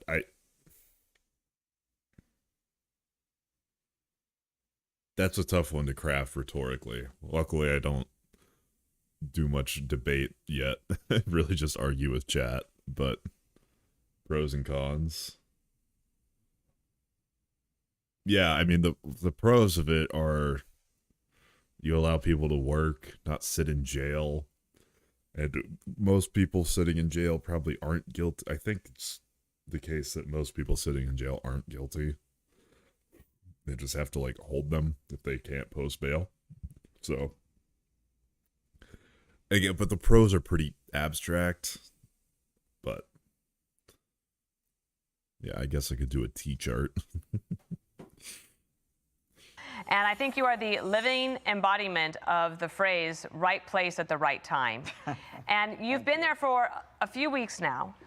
Some of the things that you've seen are very disturbing. You have thoughts on how you think things could get solved. But in the commercial break, you were talking about one thing that has really troubled you, and that is the homicide rate of young people. Yeah, first of all, it's great to be with you, Bill and Dana. Of course, I miss all my friends at Fox, but I am, in my element here. The truth is that I just, kind of on a whim, just said, let me see the number of homicides of teens last year in D.C. and this year in D.C. You're looking at the 2024 kids who were shot and killed with firearms in 2024. There are 29 of them. Okay.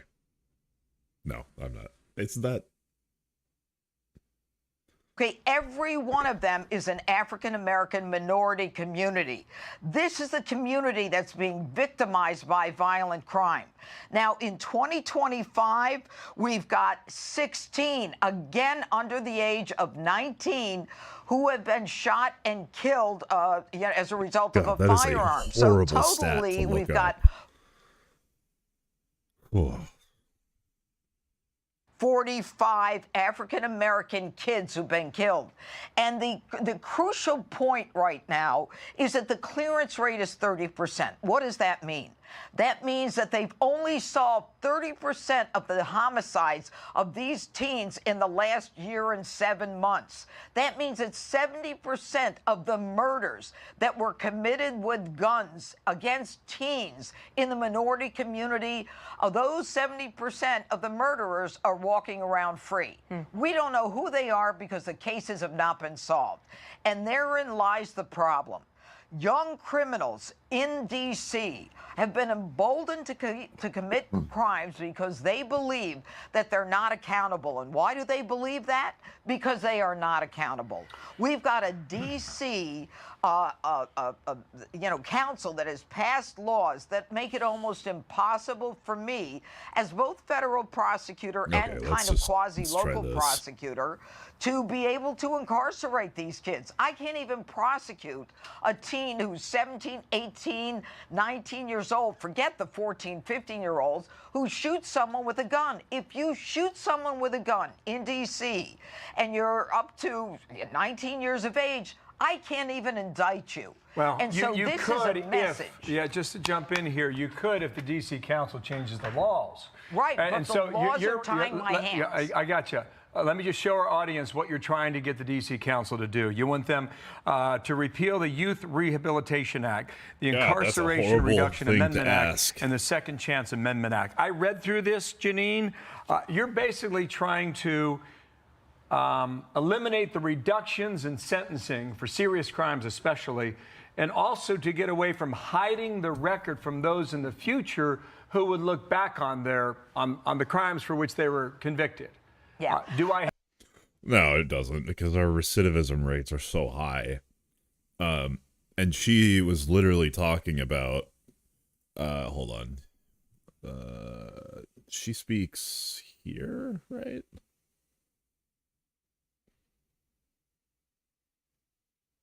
She's somewhere.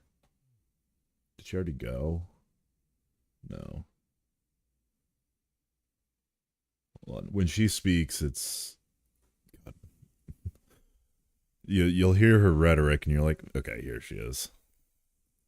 She's so small. Great, but yeah, just this is what she so loves doing. This you is could really listen. her baby. What she's going to do is going to be incredible.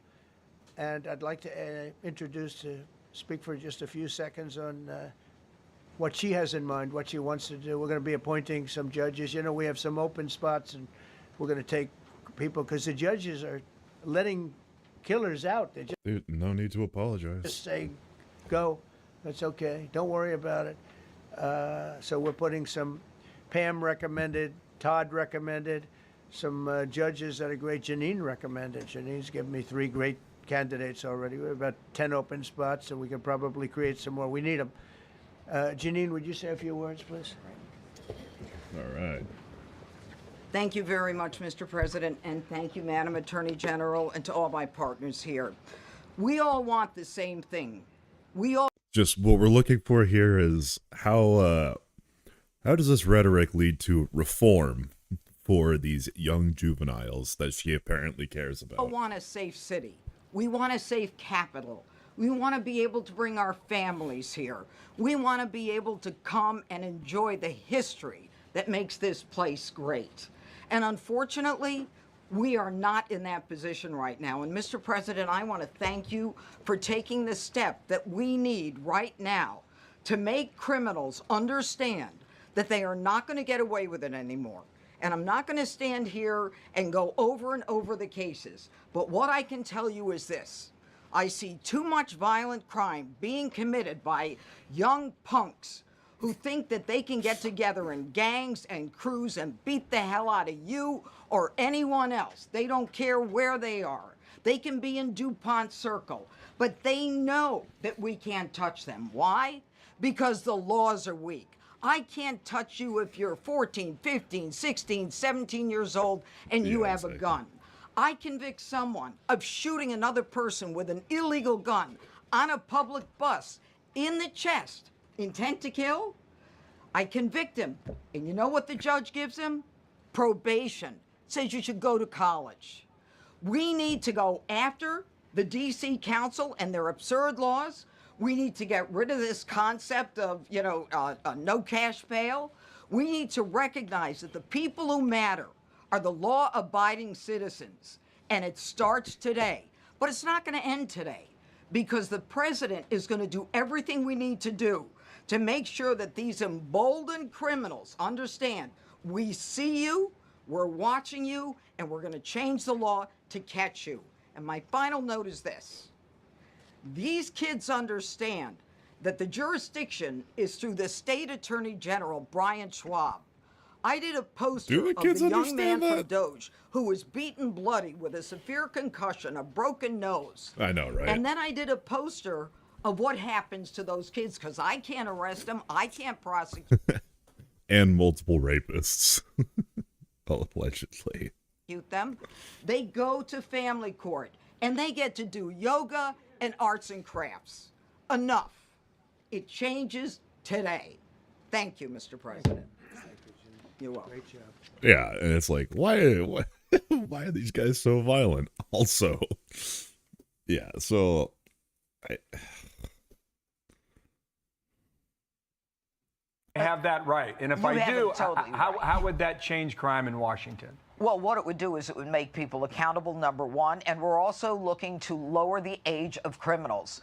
What's happening is even if you shoot someone with a gun, you go to family court where the purpose is rehabilitation. You get to go to an ice cream social and you get to go to yoga classes. That's nonsense, and that's not what we need in the nation's capital, and that's not why the president put me here. The president. Yeah, that's what I'm gonna say. It's like it's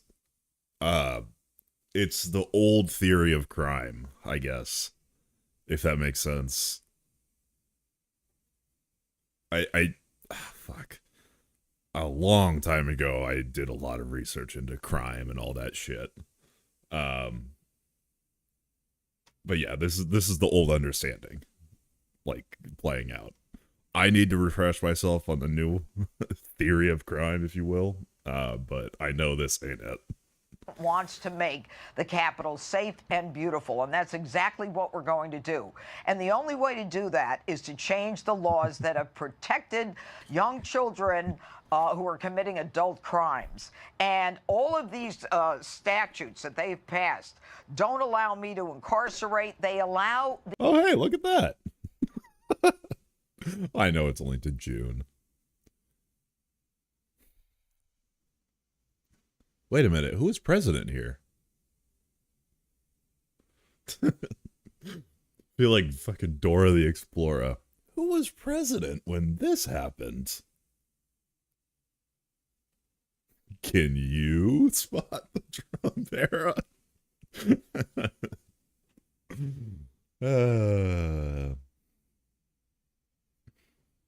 And yes, I'm aware of who was president here. But like, that 2024 comes down from COVID. It's like Trump happens, a bunch of protections get revoked, a bunch of crime increases.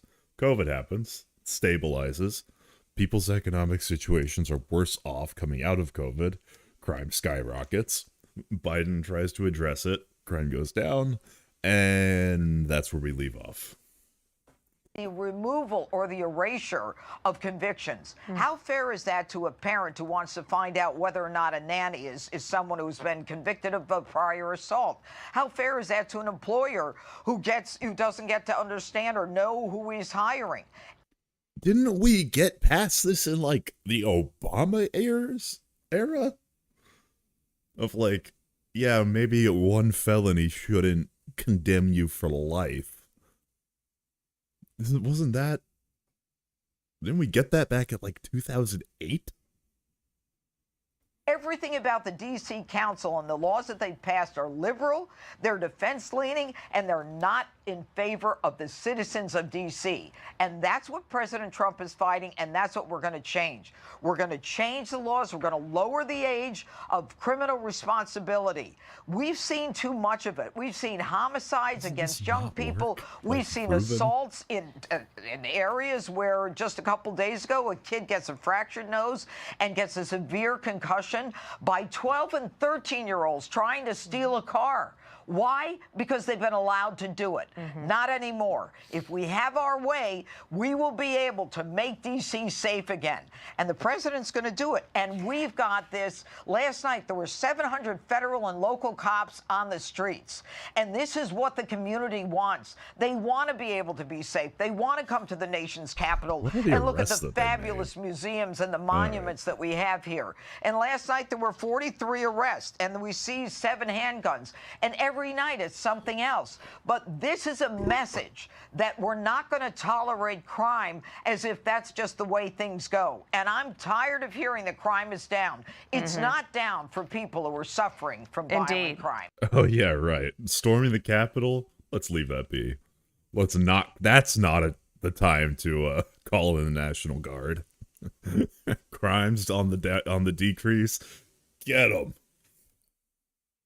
And one thing I've admired about you, when you got there, you reached out at your hand, and Muriel Bowser, the mayor, took it. Yeah. And you guys have a good relationship. I know she's under a ton of pressure from her left flank and maybe her city council. Here's what she said last night at a town hall. This is a time where community needs to jump in, and we all need to do what we can in our space, in our lane, to protect our city and to protect our autonomy, to protect our home rule, and get to the other side of this guy and make sure we elect a Democratic House so that we have a backstop to this authoritarian push. So I know there's always tension between local, state, and federal governments. That always happens. How can this work best for everybody in the long run? Well, let's find the current crime rate. Jesus Christ, yeah. You know, yesterday I was in a meeting with the mayor, along with the police chief, Pamela Smith, and with our attorney general, Pam Bondi. And the meeting went very well. And our effort is to make D.C. safe. And I think that in the end, you know, we will all come together and make that happen. You know, politics and ideology are something that, you know, you can go sell to the left or sell to whatever. But the truth is the mayor and the police chief have an obligation to make this city safe. But didn't not she, just for the didn't people she who live sort here. of, didn't she change her public message within 12 hours? Sure she did. At noon, it seemed like she was saying one thing about cooperation. In the evening, it was different. Sure. I mean, All right, so what I'm doing is I'm getting the 2025 rates. I'm going to annualize them while we soy out to Fox News. that's how you heard it, right? Yeah, that's how I heard it. But does it matter to me? No. Another question for you. We got to wrap here. But you're in a unique position because of the laws in the District of Columbia. You have federal authority and you have local authority. Right. That makes you kind of a double threat. And based on your relationship with the president, that I know goes back decades, is that the reason he picked you? You'll have to ask the president why he picked me, but I'm back to my roots, Bill. I mean, this is what I did for 30 years. I've been a prosecutor, a judge, and a DA. I fight crimes. I fight on behalf of the victims. I fight on behalf of those people who simply want to be safe and want to be able to walk outside their homes and not worry about a bunch of thugs or young punks going after them and beating the hell out of them. Those days are over, and we're going to make sure they're over. Politics is something else. I'm all about making sure that criminals are made responsible and accountable for the crimes they commit. Okay. Thank you for coming. Yep. Miss you. Thank you. Okay, take Thanks, care. Janine. Nice to Go see get you. 'em. Good luck. Thank you. Want even more Fox News on YouTube? I do not want more Fox News, but unfortunately, should we watch this fuck? They interviewed fucking somebody. Well, no shit. Should we look at what Tim Pool's saying? I think that's a good use of our time. Yep. Where the people who lost can just sabotage the will of the American people. And that's what they did. We have the records of the acting attorney general. We have the CIA director, John Brennan, in the Oval briefing Obama on a complete fabrication, the so-called Steele dossier implicating President Trump in a Russian connection, which was all a lie. With a clip from MSNBC, where I don't know who this guy is, but he says Donald Trump is engaged in a revenge presidency, going after his political opponents. On Reddit, they say it's a fascist takeover of Washington, D.C. They say Trump has begun his authoritarian takeover of Washington, D.C. Ladies and gentlemen, the issue that we're dealing with is that we had mass rioting over the past several years, an economy that was hurt, mass illegal immigration, and Donald Trump is reversing the illicit actions, the corruption of the previous administration and their ilk. Russiagate was a hoax. Trump never colluded with Russia. It was a lie. Do we care and they can all come about out now and say, Russiagate? oh, yeah, oh, we know that now. They knew it from I the mean, we'll get-go. probably The have intel to. was bunk. Like, we might have to just because people are gonna bitch about it forever. But also, if you'll take a look at the annualized stats here,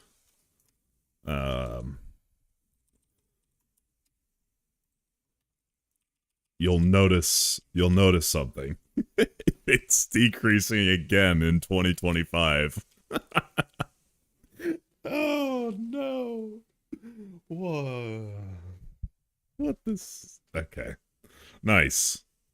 Wonderful. That's great. Are we shocked? Adam Schiff is now accused by a whistleblower of leaking classified intel to smear Donald Trump. I don't care. We cannot function as a country without accountability. I just want to. And in D.C., crime is bad. I'm going to be pulling in. Wow. Oh, shit.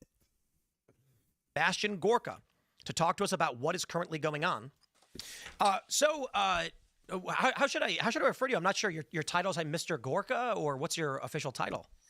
Dr. G is what they call me here. I'm Senior Director for Counterterrorism, Chief of CT for the President, at the rank of Deputy Assistant to the President. But you can call me Seb, Dr. G, guy with a strange accent, whatever you prefer. I like Dr. G. Well, let's jump into these big stories. MSNBC's got this segment. They're saying Trump is engaged in this revenge presidency. We've got this report that a whistleblower saying Adam Schiff was leaking classified intel along with other staffers intentionally to go after Trump. Every day, this Russiagate scandal more and more is being exposed.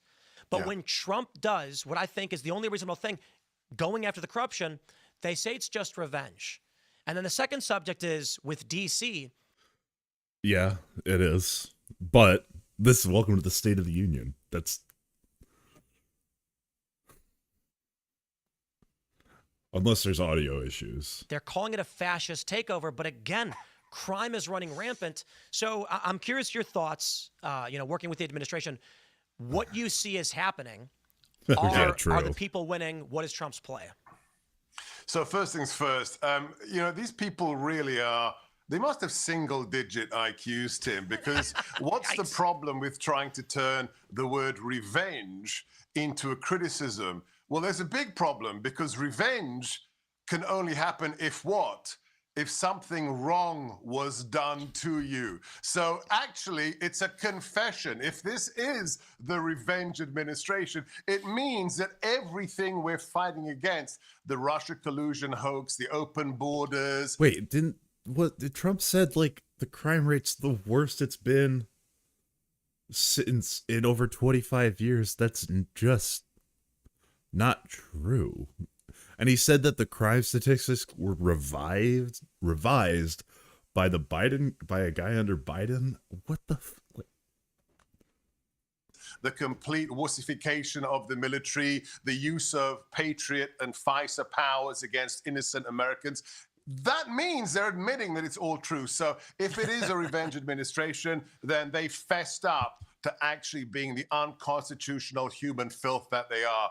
Secondly, and this is not to undermine the great work of all of my friends, like, Kash Patel. Okay, for this point here, what do you do to refute, like, this is, what do you...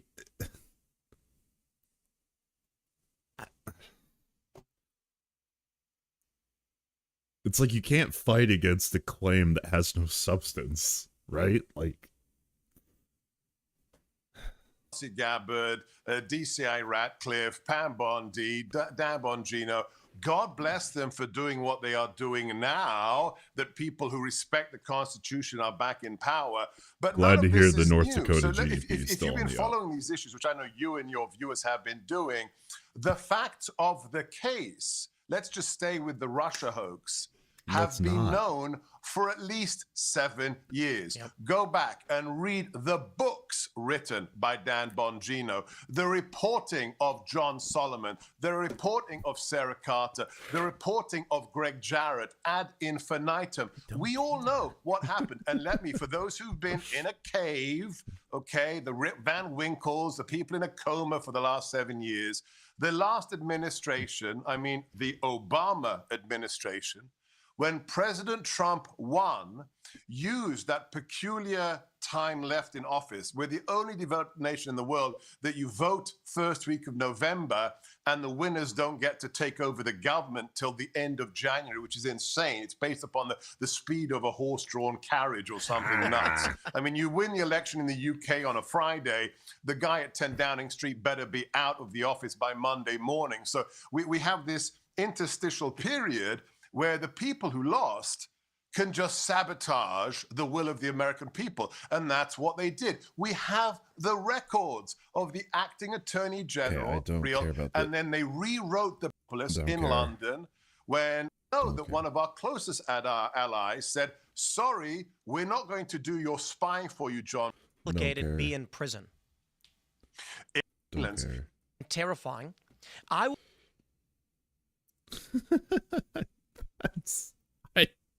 don't. That's fun. America would be much safer if the police were militarized. I don't feel like sacrificing that much liberty for an incremental amount of safety. I was told over and over. That thing at McDonald's, everybody focused on the apron and the fry station. And I said, guys, you missed the whole point. When did President Trump really win the election?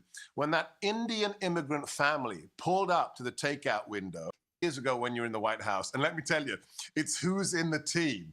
There are no Rex Tillersons. There are no people who are in the America First team. I love it. I love what Trump's doing with D.C. Because we're not far away. We're effectively in the metro. It's about an hour and a half out for us. We go there all the time. The past several weeks, we've been doing shows in D.C. because this is our big city, and the crime is extremely obvious. We have to do security protocols for the team, for myself, when we're going into D.C. because the crime is obvious. There are Do you not do security protocols when you go into literally any city? Tents in the middle of the sidewalk. And I'm telling people, when they imagine a homeless camp, they imagine under a freeway. They imagine near an abandoned construction site. I'm like, it's just like, what do you even say to this? Because there's no Elon fucking Musk just says, "Wow." Okay. The question poses though is, how do you know?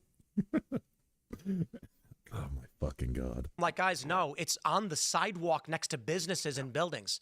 Now, I'm not here to rag on the homeless for being homeless, but the city is not being taken care of. You've got these stories, I don't know if you've heard this, where these kids get on bikes and they pop wheelies in the middle of the street in huge gangs and they charge at people. And people are posting online saying, we can't live this way, so we avoid the areas now. They're telling us in the liberal press it's not happening and crime is down. Well, what's really going on? Just because you see crime doesn't mean crime isn't down. Like, we all know this, right? Tim knows this. So, I come into D.C. every single day to work. And this is the capital of the greatest nation on God's green earth that put men on the moon 6 times. Not once, 6 times. Under the Biden administration, the last year in office, this isn't... The people doing that shit on bikes, yeah, that's annoying. It's really annoying. And it's, like, dumb. Now, does that warrant the National Guard? I don't think so. It's in a big city. It's 600,000 people. I grew up in London, 10 million. We had 900 carjackings in a 12-month period in the nation's capital. We had female FBI agents, armed agents, who were carjacked. Yeah, that's true. I mean, every time I go to, it's not just DC, but New York. I'd say probably every couple of times I go to the city, there's an incident with someone. But that's not really what they're talking about here. In broad daylight. And I'm not saying crime isn't a problem. Just saying this reaction is insane. A personal story. When I had my radio show, I'm not going to mention his name because I don't embarrass him. I had an amazing board op. I had an engineer who said, Dr. G, I love working for your show, but I'm going back home. I'm getting out of the city because of the second stabbing he witnessed from his porch, a block from Congress. And wow. I couldn't blame him. I said, buddy, Godspeed, God go with you, because I don't need, you to be endangered by lunatics on the nation's capital. So what, bruh? President, I had somebody DM me yesterday, a follower on Twitter, say, I was crying watching the president's presser yesterday because I live in Maryland and All I don't anecdotes. bring my family to D.C. anymore. God bless President Trump. There's That's no the there's no reality the numbers. MSM will never tell you. Just You know what's funny too is yes, crimes happen. That is true, and it sucks. But there's broad statistics that we use for broad policy decisions. one of the events that we did in D.C., we had a conversation about MS-13, and this was when the Abrego Garcia story was really popping off. And it was a debate show, so we had this liberal who making the liberal arguments, oh, you know, we shouldn't go after these people. A local woman who lives just north of D.C. in Maryland came up and said, I don't care what you think. I don't care about your opinion. I live here, and MS-13 is a problem. We are all terrified. And we've been seeing MS-13 gang graffiti popping up all over the area, getting worse. So these liberals come out and say, a Maryland man, but the 1860s? Local residents are terrified that these street gangs are expanding and getting worse. But now under Trump, it's starting to finally get better. Yet here's what really blows my mind is, for those of us that are in D.C., I mean, you're in D.C., for those of us that go to D.C. for work, we can see the crime. You can't ignore it. It's mind-blowing to me that on MSNBC and these other channels, they're telling their viewers who've never seen it, it's not actually happening. Trump is lying. And you got Mark Elias saying this is Trump's roadmap for a fascist takeover of other cities to see if he can get away with it in D.C. My view is just how much murder is acceptable in your city, and how did we get to the point? I'm not saying the crime rate isn't high. I'm saying it's decreasing, and that the National Guard and federalization of the DC police is a disproportionate response. Where 27 murders per 100,000. Yeah. I believe it's the 8th highest in the nation. Some say it's comparable to the worst, but I think the metrics from last year show it's in the top 10. Why is that acceptable at all? And it's like their argument is, well, hold on, murder is really, really bad, but it's not the worst, so we shouldn't have law enforcement? What should we do? Well, look, why is that acceptable at all? And it's like their argument is, well, hold on, murder is really, really bad, but it's not the worst, so we shouldn't have law enforcement? What should we do? Who is arguing that? There are a couple of things here. We can go to the meta level, and you know, we don't have to get all philosophical. But when your political camp is predicated on the denial of the existence of objective truth, then you know, crime stats are irrelevant, right? And if you can redefine, look at camp is predicated on the denial of the existence of objective truth, then, you know, crime stats are irrelevant, right? And if you can redefine, look at San Francisco, stealing up to $900 from a store is not theft, right? So this is when you get into Monty Python, you know, absurdity. So truth doesn't matter. And like the Communist Party, you go back and you read John Kennan.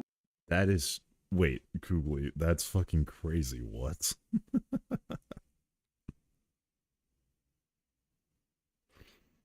Yeah, I mean, I'm not even going to disagree with you that much. Whatever, GB. Yeah,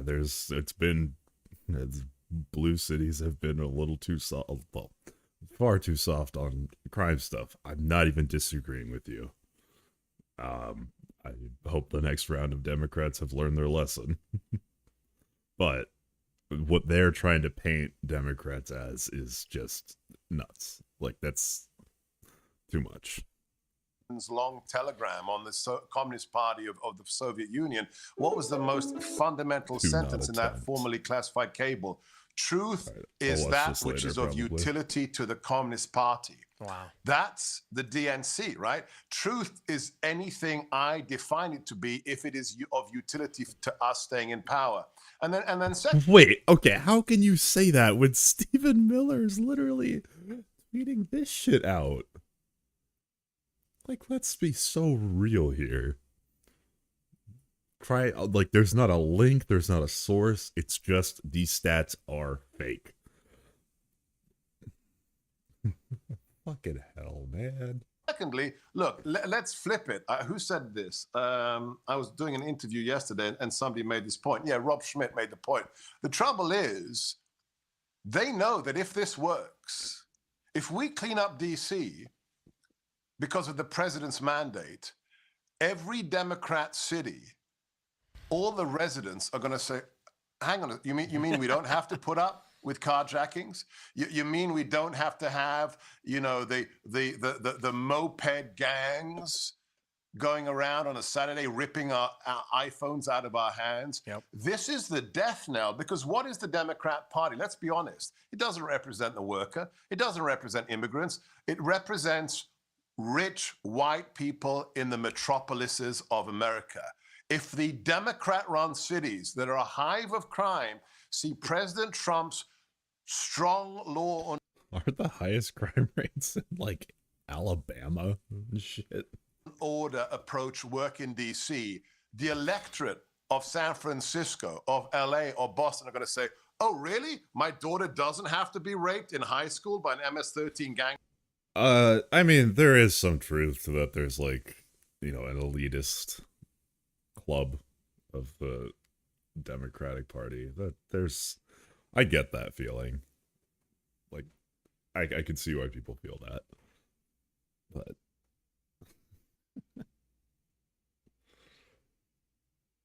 yeah. True. And you know, for Republicans to say that is a bit of a pot in the kettle.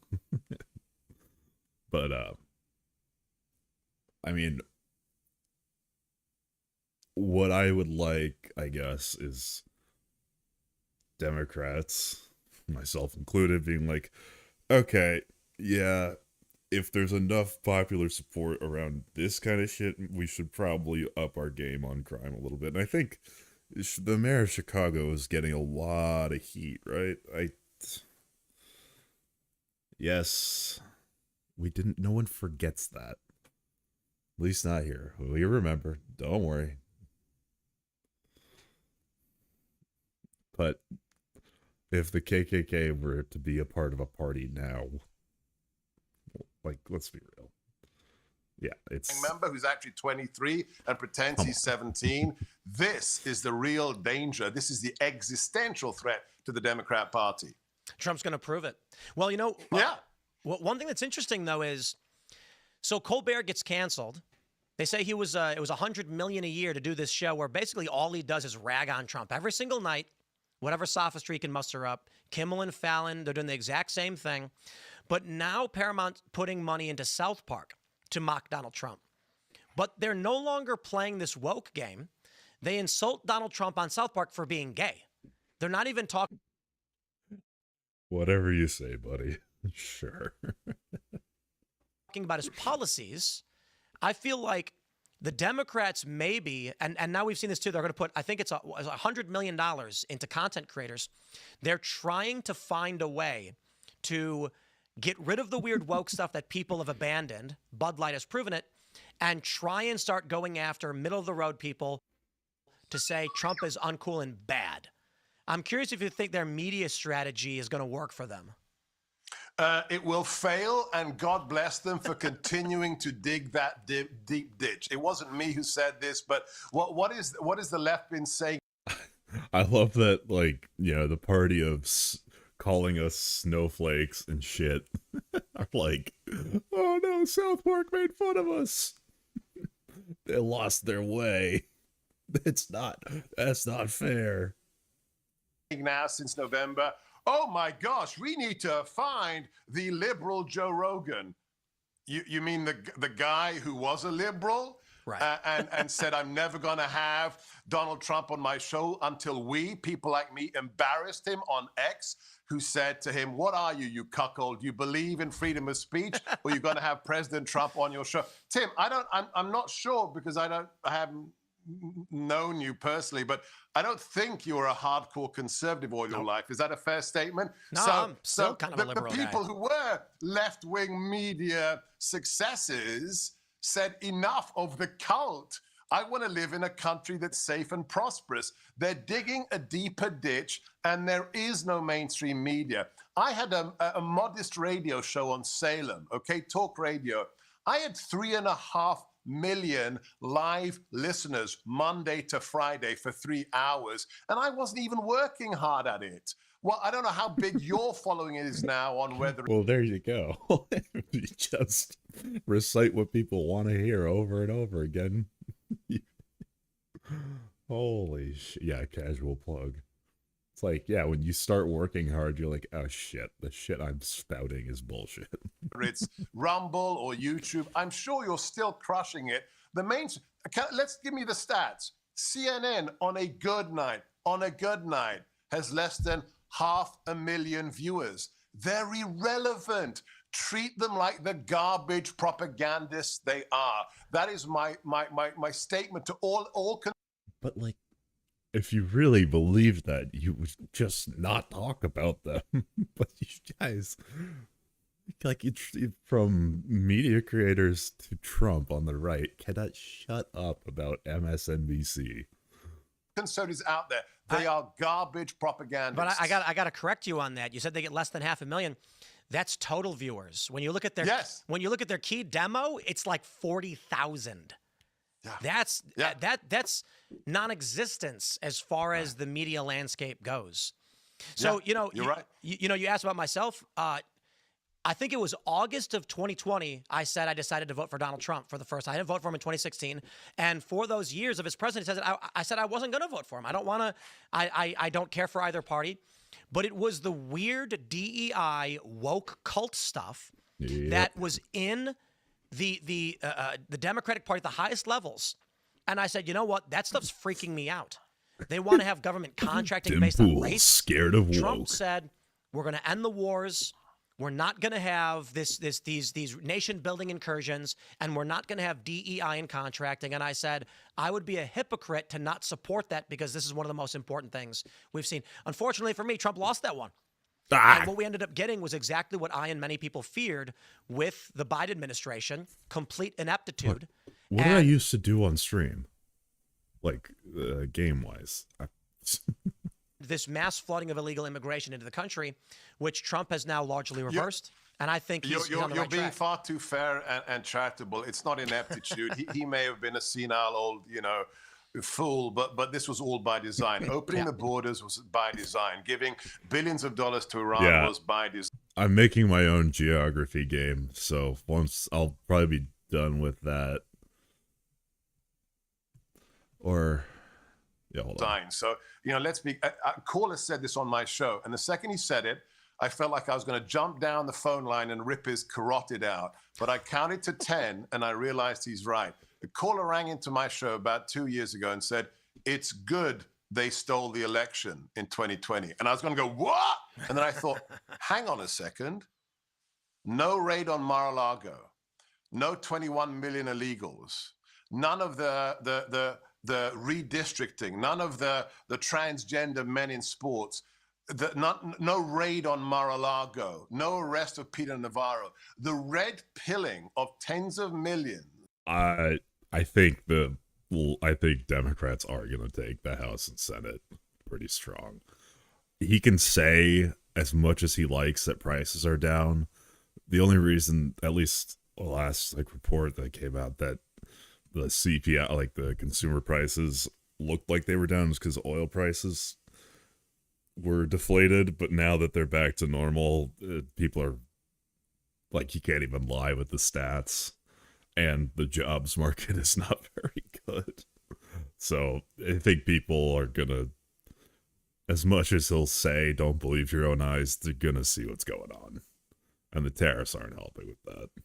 Because they stole the election, we have to be thankful for them. And not only that, it's beautiful. Isn't it just delicious? I didn't want to talk about this before the election. The fact that President Trump did not serve 2 contiguous terms means he will be the commander-in-chief behind the Resolute desk when we celebrate the 250th birthday of the greatest nation on God's green earth. That is just glorious. Forget the Olympics and FIFA and everything else. Simply that he's going to be the man in the Oval. And then lastly, can I just add one plea to all of your viewers? And even people who are totally MAGA and have been like me for a decade. I've known the president since I first briefed him in 2015. People do not understand the enormity of what he's doing. Just with the tariffs alone, he is rewriting geopolitical history for the next 50 to 100 years. He is a tectonic actor of epochal proportions. And you need to understand that this is a historic presidency. So if you want to make a change for your kids and your grandkids, now is the time to pile on and support the bravest politician in America's modern history. Well, Dr. G, we're strapped for time, but where can people find you? Jesus. Right now, just on Hey, Dragon Soul, welcome back. X really said Gorka, Facebook, Instagram, Sebastian _ Gorka. I don't post as much as I used to because I'm back, and I will be back for the foreseeable future. One day we'll go over why I left, but I live in a skiff for about 12 hours a day. But yeah, hit me up if you want to do a longer chat sometime because this was super. National divorce is sounding nicer and nicer. I would love to see that experiment. Fun, Tim. I do appreciate it. Hey, we should set something up. So thanks for hanging out, and we'll see y'all next time. God bless. Thank you, guys. Take care. That was the man himself, Sebastian Gorka, working in the Sorry. What? No fucking shot. Administration.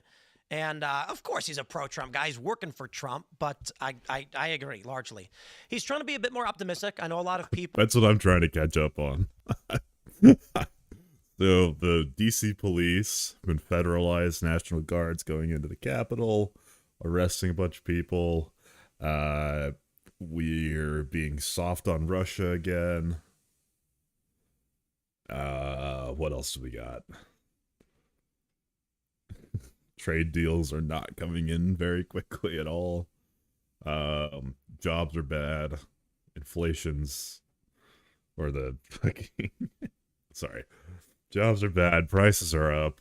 It's a bit of a shit show at the moment. People are concerned about whether or not we're going to succeed. Right. Okay, thank God. Come on. You know, I know a lot of people are going to say he's pumping up the Trump administration. Trump's made mistakes. He's got to. We want good morale. We want smiles on our faces, and we want to believe that we're going to succeed, make this country better, solve its problems, and create a better life, restore American tradition, have that Christmas morning, all that stuff. Don't get too black-pilled. Maybe I do too much, so I can appreciate Dr. G coming on and saying, we're doing well, we're going to win, we're going to get it. And so I love it.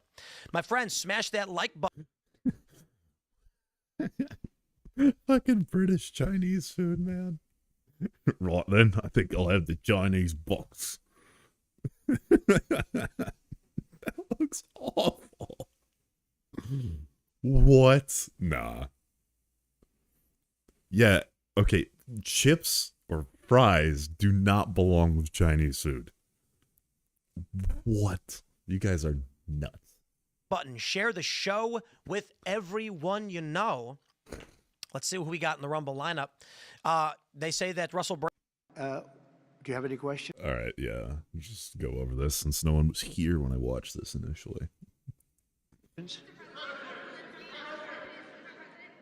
Yes, please. Hi, sir. There's new reporting that the Russians have hacked into some... Oh, yeah, this is an insane answer. There's new reporting that the Russians have hacked into some computer systems that manage U.S. federal court documents. I wonder if you've seen this reporting and if you plan to bring it up with Putin when you see him later in the week. I guess I could. Are you surprised? You know, are you surprised? They hack in. That's what they do. They're good at it. We're good at it. We're actually better at it. But no. What?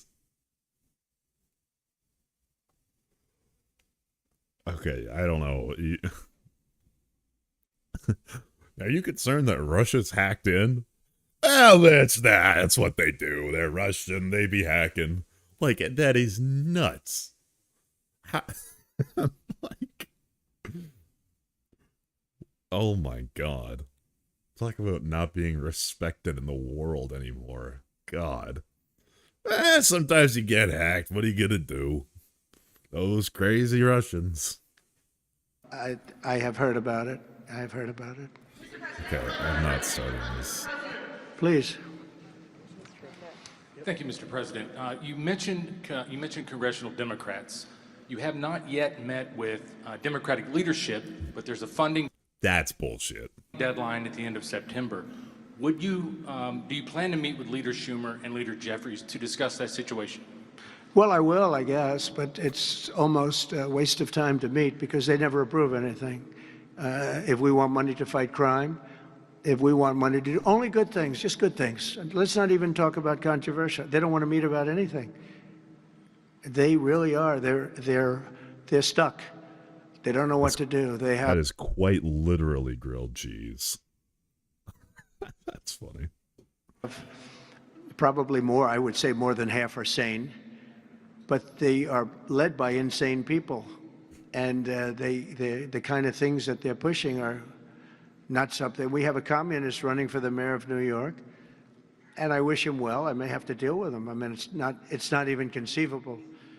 It's not even conceivable that that could happen, and maybe he won't win, but he won the primaries by quite a bit. You know, shockingly, he won the primaries. So, and you see some of the people supporting him that truly don't believe what he's espousing. So, I mean, we will meet, but nothing's going to come out of the meeting. But here's the advantage we have is that we just passed the great, big, beautiful bill that had all the biggest tax. No, that's way too low for exports for 281 million from Mexico. No. Tax cuts in history. No tax on tips, no tax on Social Security. Think of it. Think of that for the seniors. No tax on overtime. And all sorts of things. You go out, buy a car, you can deduct the interest payment. If you borrow money, you can deduct the interest payment from your taxes. So many things. But the biggest thing is, from a business standpoint, deductions. You know, that was tremendous. It's going to, our country is roaring. Our businesses are, you're going to see some numbers in 12 months when these factories are open. You know, we're opening up factories all over the world, all over the country, but that's all spreading to, I think we're spreading the wealth all over the world, if you want to know the truth. But we're opening them in this country at a level that we've never seen before. We've never seen. They just don't want to prove anything. They just, we meet with them and they say, as Nancy Reagan said, just say. It was the BVI. Okay. No. They go, just say no. They're afraid to approve anything. If we say we want to stop crime in this country, or as an example, bail, we want to make it so that people, if they murder somebody, they're in jail. They don't get out on no bail. They say we don't want that. We want people. People to murder somebody and they immediately are released and they go out and murder somebody else. It's a big problem, a tremendous problem. By the way, we're going to go for statutes in D.C. and then ultimately for the rest of the country where that's not going to be allowed, because it was when they did the cashless bail thing that the numbers really started going up. In this city, in New York, in Chicago, in Los Angeles, no matter where they have it, Can you get released on no cash bail for a murder charge? That doesn't pass the smell test at all. Numbers went through the roof. So we're going to meet with them, of course. I'd like to meet with them. We're going to tell them all these good things, and they're going to tell us no. And then we're going to go out and we're going to vote it in by the Republicans, because I don't believe that anybody is capable of making a deal with these people. They have gone crazy. Go ahead. Thank you, Mr. President. Your federalization of the police has a 30-day limit unless Congress acts to extend it. Are you talking to Congress about extending it, or do you believe 30 days is sufficient? Well, if it's a national emergency, we can do it without Congress, but we expect to be to Congress before Congress. Everything's an emergency so that he can get away with this constantly. All right, big vinyl chloride polymer exporters. Everyone type their guess in chat. Very quickly. And again, we think the Democrats will not do anything to stop crime, but we think the Republicans will do it almost unanimously. So we're going to need a crime bill that we're going to be putting in, and it's going to pertain initially to D.C. We're going to use it as a very positive example, and we're going to be asking for extensions on that, long-term extensions, because you can't have 30 days. 30 days that's by the time you do it. We're going to have this in good shape. And don't forget, in the border, Everyone said it would take years and you'd have to go back to Congress. I never went to Congress for anything. I just said, close the border. And they closed the border. And that was the end of it. I didn't go back to Congress. We're going to do this very quickly, but we're going to want extensions. I don't want to call national emergency. If I have to, I will. But I think the Republicans in Congress will approve this pretty much unanimously. Please go ahead. It doesn't matter. Thank you, Mr. President. Go would you encourage members of the press to do ride-alongs with the D.C. police to understand how serious this crime issue is? Sounds, it's okay to me if they want to do it. We're going to work with the D.C. police. A lot of very good people in there. Not all, but a lot of very good, very, very professional. Nutty. And, you know, we have a big force. I think they said the National Guard still isn't necessary. You could still just up the enforcement with the police force. 3,500. They, you know, they're always asking the mayor, who's a very nice woman, but got to do the job. You know, we've worked with the mayor for 6 months, and she's been here for many years. And the numbers are worse than they ever are. Don't let anyone tell you they're not. And the whole statistical charts that they made, the whole thing is a rigged deal. They got rid of the guy that, because he didn't want to do the numbers. I don't know. I have the Epstein thing. I don't like. Maybe it does. Maybe he's in there. Maybe he's not. To me, it's like it doesn't. Like anyone who's in the files, it's like, okay, look, no shit. I just presume that everyone is kind of in there. Yeah. But like, what do they do? Okay, if Trump's in the files, what happens next? Like, realistically, what's next? The Republicans say, "Oh, it's fake and it's a Democrat setup," and they move on. Democrats make a stink about it for a day, and then it disappears. The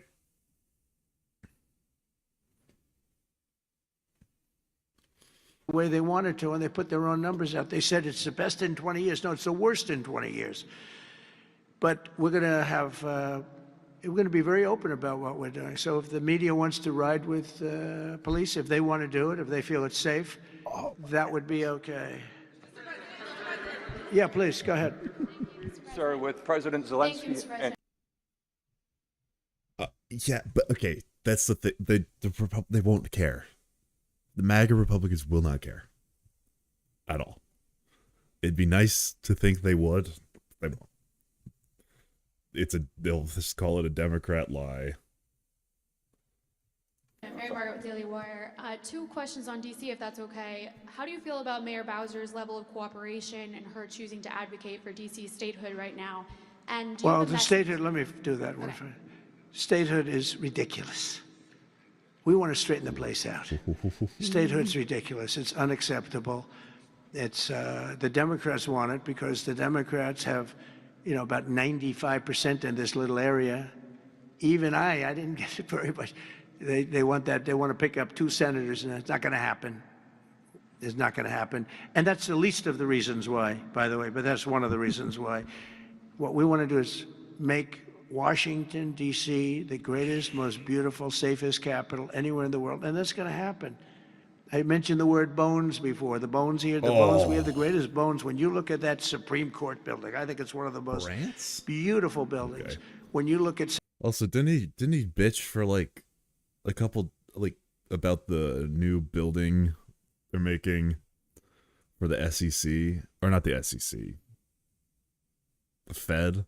And now he's like, yeah, let's also spend a ton of money here. Some of the buildings here are so magnificent. That Jerome Powell walk by was so fucking funny. Magnificent, and everything's good, but it's just dirty and not properly maintained. It's not taken care of. Potholes in the roads. All of it's going to happen very quickly. We're going to seek a relatively small amount of money for fix-up, and we're going to put it out to bid. And we have great contractors here, great road builders, everything. And we're not ripping roads apart so they're closed for 4 years as they redo the concrete bases. And you don't need... I wouldn't mind if the National Guard went in and like did pothole work. That's fine. If they did like infrastructure work, that'd be awesome. That we need a beautiful topping by a very talented asphalt type person. This just in, Trump declares he needs a very good topping by an asphalt type person. Listen here. Redo the concrete bases, and you don't need that. We need a beautiful topping by a very talented asphalt type person, somebody that does the job. We go out, you know, when I get contractors, I use great contractors. To me, a great contractor is a very special, like a great surgeon, like a great teacher, like a great nurse. A great contractor is very important. We'll only use the best. And when you put a coat of asphalt on that top, 2 inches of asphalt, 3 inches of asphalt, it looks brand new. 3 inches. Take all the garbage off. They reseed it, as we call it, or different names, but they take. Yes. I'm saying that's not. It's an overreach. It's an overreaction to something they could do with much less effort. Rather than sending like military units into the Capitol. It's like the bad stuff off and they put the good stuff down. It takes not a long period of time. A matter of a few days, you'll have a beautiful, magnificent road. You fix up the curbs. You get rid of the medians in this town are just horrible. You know, you're riding around, I think to myself, leaders come from foreign countries. You see, with leaders all the time. Different leaders. They came in from India recently and from everywhere. They came in from a war that we just ended, Azerbaijan, and you know that, and Armenia. We just ended the war. The two leaders came in. One of them said, "My country looks better. The roads are better than, you know, we were talking about." I said, "What do you think?" He said, "Well, the roads are better in Armenia than they are in Washington, D.C. It's embarrassing." Man, if only there was someone who put an infrastructure bill in. That'd be cool. Embarrassing. And I was asked at the last press conference, they said to me, "How important is it? You're doing world peace. We're going to on Friday to Alaska, meeting with President Putin, Russia. How important it is that the capital is important?" I said, "Very, very important." I told my father, said to me, "When you see think of some words, a restaurant and you want to go and you want to have dinner, and then you go up to the front door and it's dirty, turn around and go back because the kitchen's dirty." It's the same thing with the capital of the United States of America. If it's dirty and unsafe, it sets a bad tone for the... That is fucking nuts. Well, okay, so this is something I noticed upon coming back from my month-long hiatus. He's really leaning into the real estate guy side a lot more. He's mentioning that in pretty much every single like speech he gives. Is that... Oh, Sydney Sweeney ad, people that are giving that the time of day, that's a nothing burger. Like, yeah.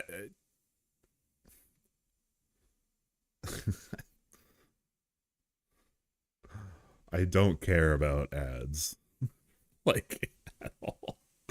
I didn't care about the Bud Light thing. I don't care about the Sydney Sweeney thing. I don't care that she's Republican. That doesn't matter to me. Like...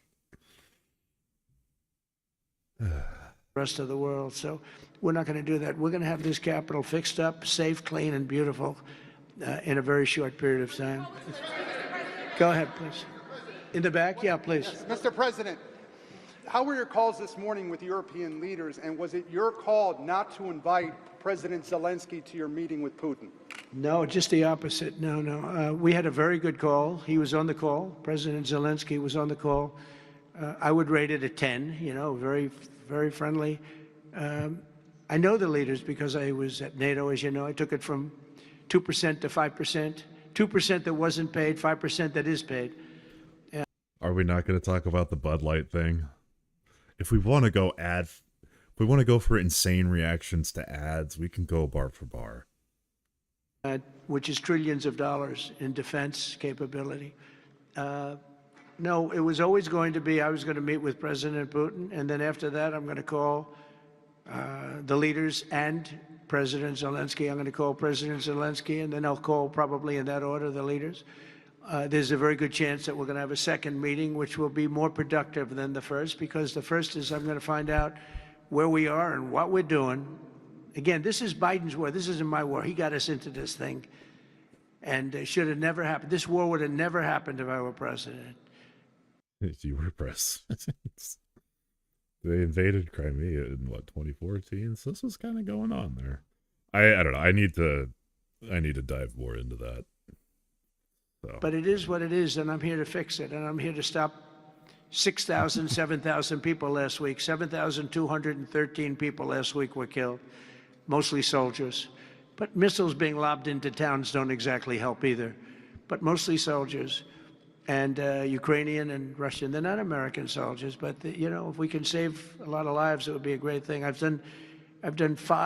stopped 5 wars in the last 6 months. And on top of that, we wiped out the nuclear capability of Iran, obliterated it. 5 It's turned out to be a correct word, by the way, because you know some of the press said, well, maybe it wasn't obliteration. Okay. Has there been an update on Iran's nuclear capability? Can anyone give me like the 2 seconds on that? It was obliteration. And we're going to meet with... Well, Israel's now taking Gaza City. I think they're going to take full control of the Strip, right? I would say the second meeting, if the first one goes okay, we'll have a quick second one. I would like to do it almost immediately, and we'll have a quick second meeting between President Putin and President Zelensky and It doesn't matter. Just people getting ass pains. myself if they'd like to have me there. And that would be a meeting where maybe it could be absolutely work. But the first meeting will not work that out. Certain great things can be gained in the first. It's going to be a very important meeting. But it's setting the table for the second meeting. I think the second meeting, if the second meeting takes place. Now, there may be no second meeting, because if I feel that it's not appropriate to have it because I didn't get the answers that we have to have, then we're not going to have a second meeting. Thank you, sir. Thank you, sir. I didn't ask you. Go ahead, please, address. I just wanted to ask you, thank you, Mr. President. How involved were you in the selection process of these honorees? I would say I was about 98% involved. No, they all went through me. They came over, Rick and Sergio and everybody. They said, I turned down plenty. They were too woke. I had a couple of wokesters. The wokesters. No, we have Coming great to get people. you. This is very different than it used to be. Very different. These are great people, and they're not. I don't have any idea the Republican, because I want people that. The Kennedy Center has everything. Look at the Academy Awards. It gets lousy ratings now. It's all woke. All they do is talk about how much they hate Trump. But nobody likes that. They don't watch anymore. That used to have 45 million people watching. Remember The Apprentice, first season. All right, we got another accelerationist in the chat. Welcome. The Apprentice had 42 million people. The Academy Awards had 41 million people.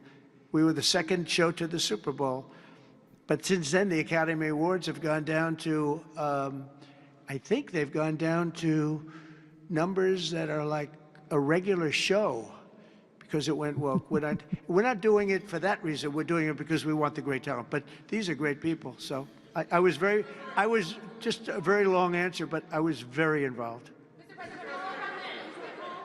Thank you, Mr. President. The Biden administration was auctioning off border wall materials, but we're hearing now that the auctioneer is selling those materials back. Are you finishing building the wall? Well, I built hundreds of miles of wall, and I was getting very close. I actually finished the wall, but then I added another 200 miles, because when you do the original wall that I said I was going to build, which I got built, and I got it to the specifications of the Border Patrol and ICE, the exact. They wanted steel, they wanted concrete inside, they wanted rebar If inside. you finish the this is just me being dumb, but if you finish the wall, how can you make more wall when there's already wall? Like, whatever. That they wanted it to have that's wires. We have the walls are wired for, you know, all of the internet stuff and security things, and we built it hundreds of miles. We did great. That's one of the reasons even now we're able to have such good numbers at zero, or essentially very little people coming in. But Biden, I ordered for another 200 miles. I was going to do another 200 because it's the way it is. Okay, And no one's we're all helped set you to with the spelling bee thing? Come on, guys. Then we had the bad election result, the horrible what happened to our country, what they've allowed to happen to our country. And we are taking now that wall back. They sold the wall. Now, this is expensive stuff. Hardened steel, very expensive. 9,000-pound concrete and rebar. Rebar is very expensive, the hardest rebound. No, it's very hard to cut. You have different materials. It's very hard to cut because they cut it down if they can. It's very hard to cut. And Biden sold it for pennies on the dollar, 3 cents on the dollar, 4 cents on the dollar. He sold it. And I said, these guys really don't want it. That was when I first realized, when I saw the wall was being put up, because we could have finished the rest of the wall in about 4 weeks. Anywhere from 3 to 4 weeks. It was all set to go. It was laying down, ready to be put up. The foundations were, and they took over, and they said, we're going to sell the wall. And they sold it, as you know, for pennies on the dollar. Well, that is crazy that you could just buy parts of the wall. That is... Oh, fuck. I wish I knew about that when that was happening. I would love a piece of the wall. Pam Bondi's been working very hard on suing that company, and I think they reached a settlement where we're taking the wall back. But they stole the wall from us. That wall is so expensive to build, and we had it, as you know, hundreds of miles of it, and they came along and they basically sold it for scrap. And what a shame that is. But that was when I first realized that these people actually want to have open borders. And no country has poor countries don't have open borders. Yeah, I mean, immigration enforcement is definitely lacking under the Democrats. That is true. We had open borders where people just walked in. It didn't matter what they looked like, who they were. They could have. We had 11,888 murderers, half of whom killed more than one person. I mean, literally killed more than one person. And this is who we took into our country. So the wall is the least of it, but we're going to take the wall back. We're paying a small amount of money, as I understand it, to get it back, to get rid of the litigation. We'll take it back. We'll put it up. Yeah. Yeah, it's about time there was some attention towards it. I think increase in we've covered immigration to Master Liberty. We've talked about immigration for hours and hours and hours. I know where you stand. You know where I stand.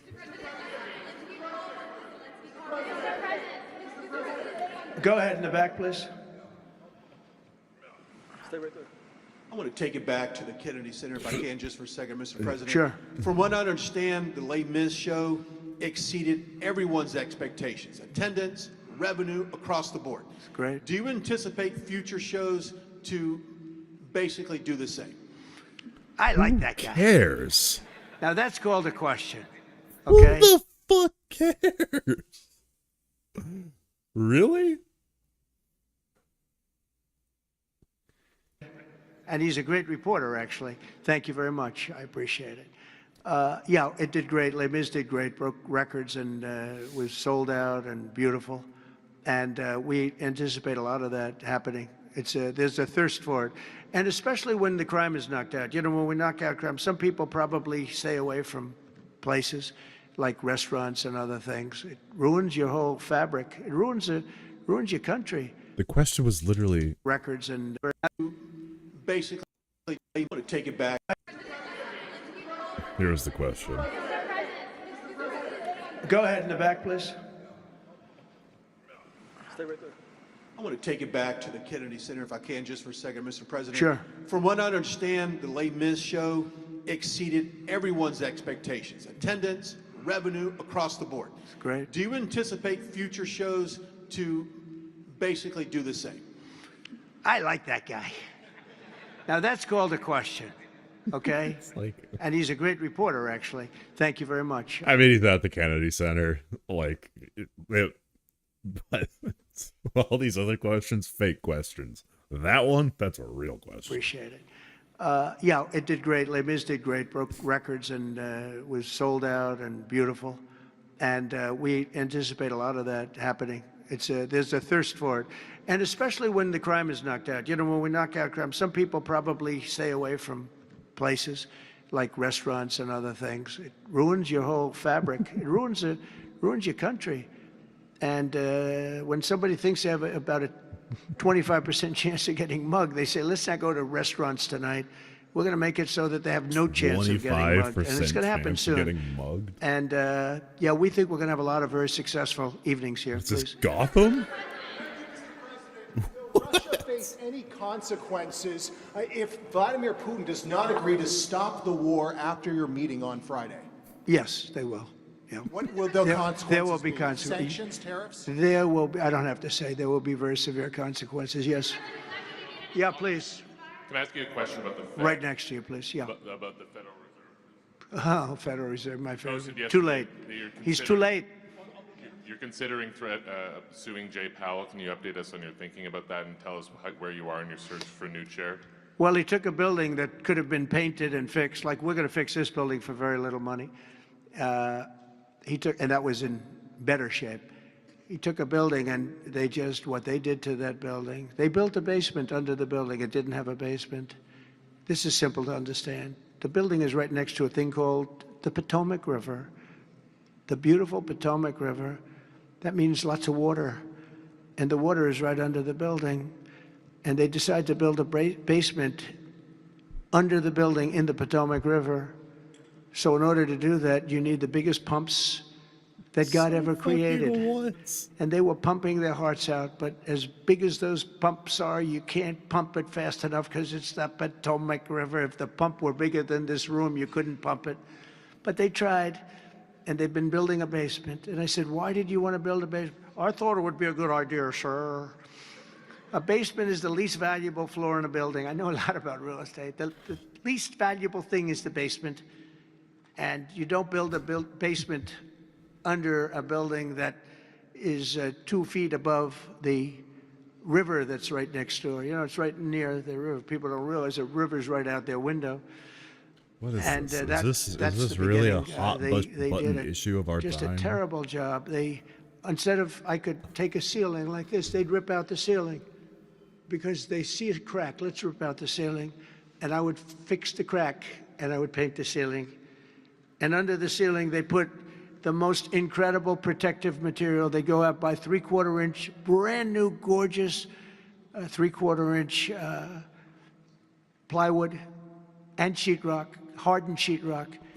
And they had it all over the building. So if a little piece of flake came down, but the problem is when they took the ceiling down and it would hit, they spent millions of dollars on protective material that you didn't have to spend anything. He could have done that job for $25 million, and they that's what it spent seems like. $3.1 billion. Oh my God. He said 2.7, but it's really 3.1. this They is just don't want to insane. include one of the Can we- buildings in the deal. But it's going to be much more than. And he got it all with him. We have a real problem there. They're way over budget. We covered it with the most magnificent silk. Oh my God. And they didn't do that. So they've got a long way to go. And I think it's just grossly incompetent, but not quite as incompetent as his decision not to. They shouldn't have cost us $3, but we were always, because we believe we should be 3 or 4. How It's really long just a is paper this calculation. segment? You sign it, despite that, we're powering through it, and we have the greatest economy, maybe good mortgages. my paying God. that was appointed by the Democrats, left early. And I heard left because that person wanted lower interest rates, and I heard quit, but I have no idea. I'm sure she won't say that. I'll be naming a new chairman sometime within the next. I think I'll name it a little bit early. The new chairman. I'm down to 3 or 4 names. All good. All Okay, great. so The problem is you name them and then it's the same they shit turn out as to it be was not a good. month ago. It's That's just happened to me a different couple of form times. now. You name That's somebody, fun. they tell you everything you want to Okay. hear, and then they go in and Fun, they turn fun. out to be not good. I mean, he told me everything that I thought was appropriate. He turned out to be a stiff, real stiff. Yeah, what did the big But beautiful other bill than that, end I think up he's at? doing a very good job. Yes. Okay, maybe one or two more. CBO. One or two more. Yes, sir. Please go ahead. Mr. Looks President. like Scott Bessent. Are you the Treasury Secretary? You don't want me for Treasury. I don't know. I don't know. You look like you could do a good job. Go ahead. I keep my family budget okay. Sir, when you meet with Vladimir Putin Friday in Alaska, Yeah. Do you believe you can convince him to stop targeting civilians in Ukraine? Well, I'll tell you what, I've had that conversation with him.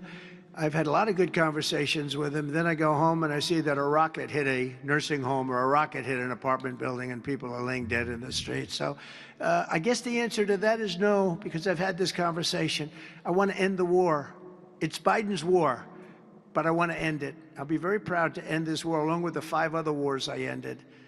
But I guess the answer to that is probably no, because I would have had a good conversation with Vladimir. I knew him very well. I got along with him great, actually. We had the Russia. I had to go through the Russia hoax. The Russia stuff. And it was actually it was a strain on the relationship. I actually told him. I said, you know, they got this phony investigation going on. Russia. Totally phony, created by Adam I didn't look into it, Schiff. so I can't speak intelligently to it. I'll do that on my own time. Shifty Schiff and Hillary Clinton and the whole group of them. And it made it very dangerous for our country because I was unable to really deal with Russia the way we should have been. I'm looking at Pam because I hope something's going to be done about it. These people put our country at great danger. And Adam Schiff, it was all made up. It was a hoax. The Mueller report came out. They all hated me. They had 18 Trump haters. And they said I did nothing wrong. They couldn't believe, they couldn't find anything. After years of investigation, it was all a hoax. It was a hoax created by the Democrats, but in particular Schiff and Crooked Hillary, the whole group. And now we've learned. Okay. That was a lot of nothing. Jesus Christ. What else do we got? Is this Charlie Kirk? Trump is not just corrupt, not just housing stable. To who? Guess what? Oh. Too far. A lot of the way What? I thought they were going to Wrong, not a U.S. citizen. Oh boy. Okay. that Donald Trump has Finally. gone too far. Now this is content. Thank you very much.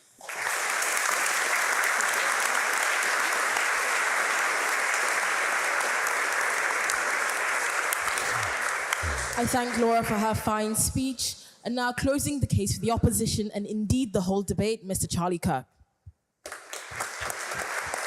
Why? What is he doing in Oxford? How much time does this guy have?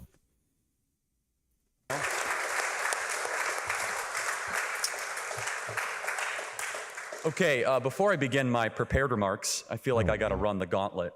First, I'll give you £1,000 right now if you could tell me the U.S. citizen that was deported under Donald Trump. You said that twice.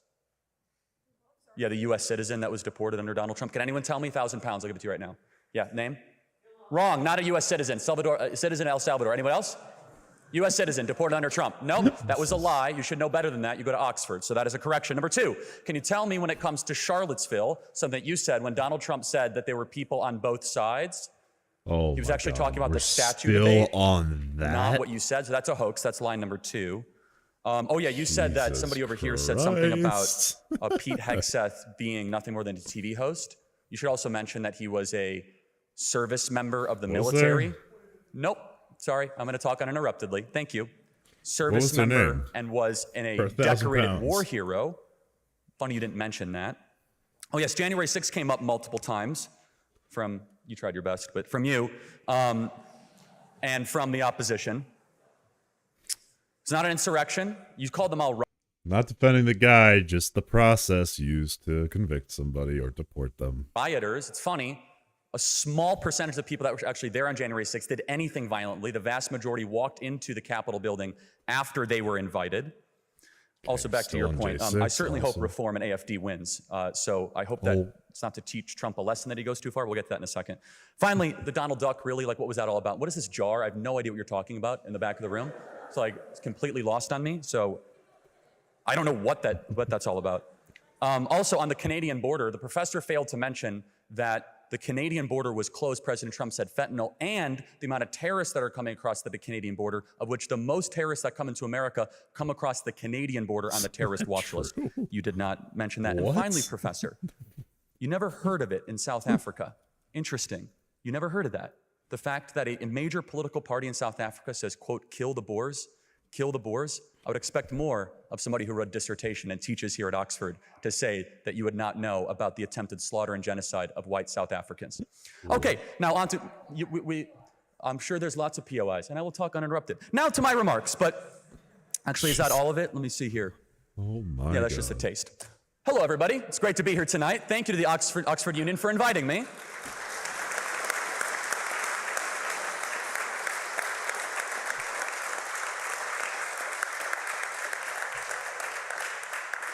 I never went to university.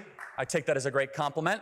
So therefore, everyone who went to university should be able to run circles around me. You'll be the judge, but I'll do my best.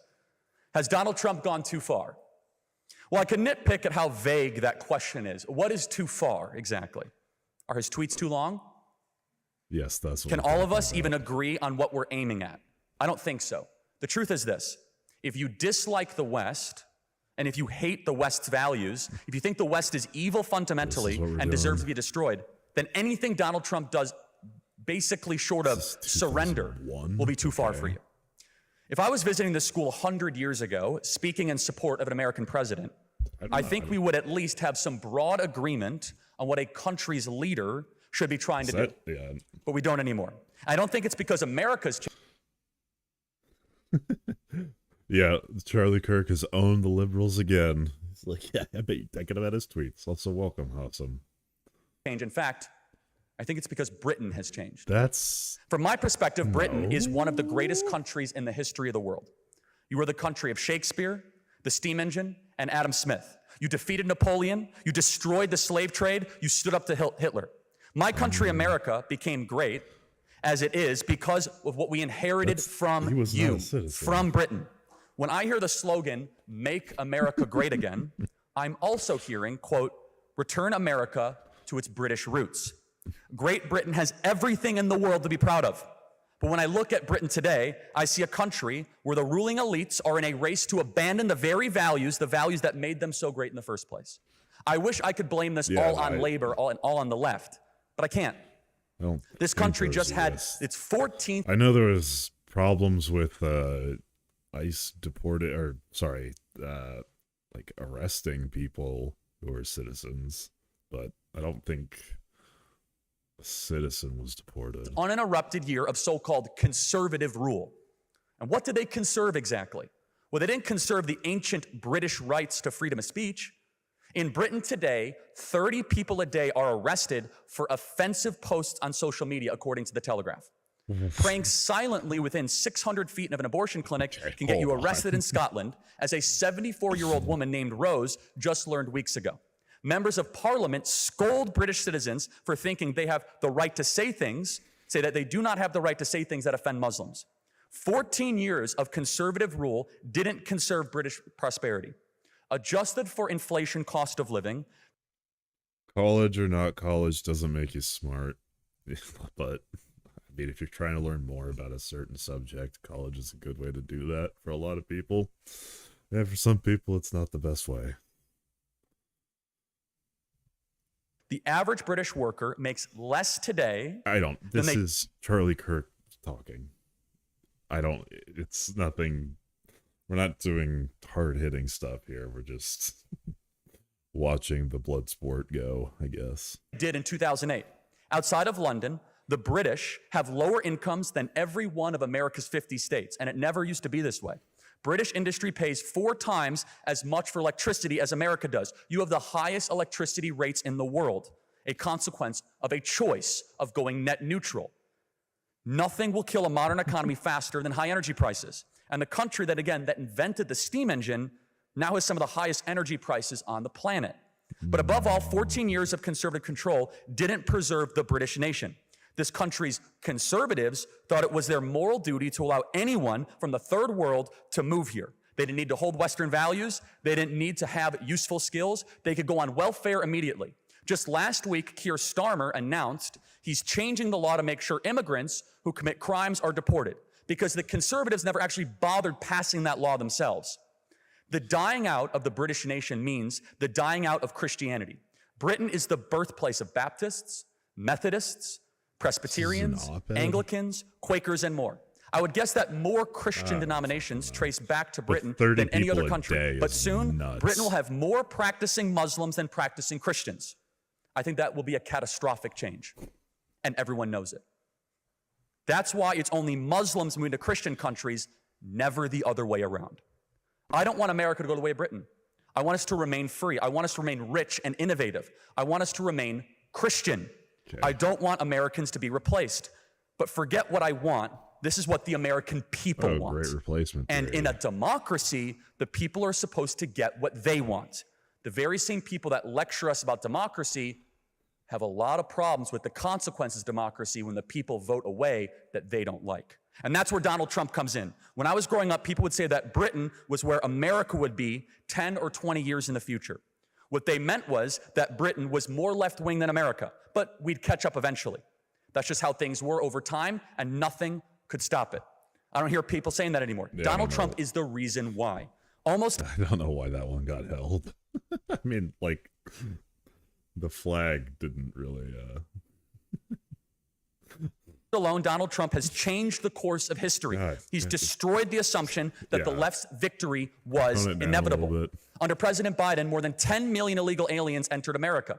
Guides were published on TikTok explaining how to break into America. Say some magic words at the border and nobody would stop you. Entire neighborhoods of American cities were turned over to migrants living on the dole. Okay. America was treated as a pile of wealth for the rest of the planet to plunder at will. Now that is all stopping. President Trump has cut border crossings, not 90%, not 99%, but 99.9%. For years, my country's leaders lied that the southern border was an unfixable mess. President Trump exposed them all as liars within weeks. But closing the door didn't fix the damage that Biden did. We have well over 10 million people in America who should not be in America. If somebody breaks into your home, you don't fix the problem by closing your door and locking it. Things aren't fixed until the burglar is kicked out. And President Trump has been fighting harder than ever to make that happen. But I'd be happy if we fought even harder. Of course, illegal migration isn't the only threat facing America. In Joe Biden's America, we had the tyranny of DEI. Even though America's Constitution explicitly forbids racial discrimination, our government ordered people to do it anyway. People were denied jobs and denied promotions. Kids were shut out of universities based on the color of their skin rather than their ability. Companies were denied federal contracts because their owners didn't look a certain way. People who didn't discriminate enough in hiring could be sued by the government. Every company in America lived in fear of their government deciding to target them for offenses against DEI. Trump has ordered DEI to be torn down. I can't do but I want him this again. Just redo it. This is just a classic. If you haven't seen this. And we're with the chairman, as you know. Chairman, come on over. And we're just taking a look at what's happening. And it's a tough construction job. They're building basements where they didn't exist or expanding them. A lot of very expensive work. There's no question about it.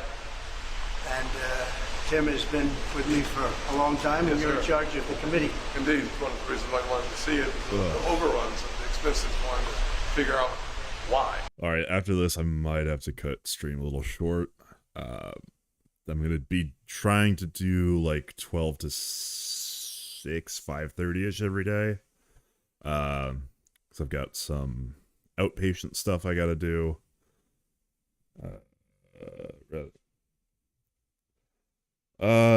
Yeah, I disagree with you, Gregorian. I don't know. It's that's why I need like a big old list of everything that's happened and my stance on every single thing, because I'd say probably I like better Biden more. I like the idea of some protectionism for our industry, but it's like, you know, the yeah, we'll get into it. So we're taking a look. Oh my god. It looks like it's about 3.1 billion. It went up a little bit, or a lot. So the 2.7 is now 3.1. I'm not aware of that. I'm not aware of that. It just came out. Yeah, I haven't heard that from anybody. It just came out. My leg is broken. Our Referendo said it about 3.1 as well. 3.1. 3.2. This came from us. Yes. I'm all fucked up. I don't know who does that. You're including the Mark renovation. You just added. And you just added in a third building. That's a third building. Well, no, but it's a building that's being built. No, it was built 5 years ago. We finished Martin 5 years ago. It's part of the overall. It's So, not new. so we're Yeah, gonna take a look. absolutely. I think I'd We're gonna see probably what's agree. But, happening. I don't think you can run foreign policy based on real estate. Like, I don't know. I don't know why that should be a starting approach. Fucking real estate foreign policy is insane. Got a long way. Do you expect any more additional crossovers? Don't expect them. We're ready for them. But Well, we yeah, have a okay, little bit of a reserve fair enough. we may But use. we're past the imperial Expect to era. be finished in Well, 2027. most countries are well past the along, imperial you can era. Nice to take these off every once in a while when we're not under too much danger. So, any questions? As a real estate developer, what would you do with a project manager who would be over budget? Real estate in the U.S. is fucked right now. People have just hold their homes forever. Yeah, it's a whole thing. I know there's a lot of people digging into real estate right now, or like looking at housing prices, researching that. So I might do that. Generally speaking, what would I do? I'd fire them. Do you think this issue with the president can be able to do that? Also, if you enjoyed today's stream, shoot me a follow. Well, I'm here just really with the chairman. He's showing us around, showing us the work. And so I don't want to get that. I don't want to be personal. I just would like to see it get finished. And in many ways, it's too bad it started. But it did start. And It's just a new building. it's been under construction for a long time. It's going to be a real long time. Because it looks like it's got a long way to go. Sir. President, are there things the chairman can say to you today that would make you back off some of the earlier criticism? Well, I'd love him to lower interest rates. Other than that, what can I tell you? The country's doing really well. All right. I just briefed the chairman of the deal we made with Japan. Japan is putting up 500. Okay, we'll do all this stuff later. I'll try and have a better prepared stream tomorrow. But yeah, thanks everyone for tuning in. We had a lot of people here today. That's awesome. That's a good it's a good thing to come back to. Yeah. I'm gonna shoot for 12 to 5, 6 every day. But yeah, we'll see. Yeah. Thanks everyone for coming back. And to everyone new, thanks for stopping by. And yeah, hope you all have a wonderful day.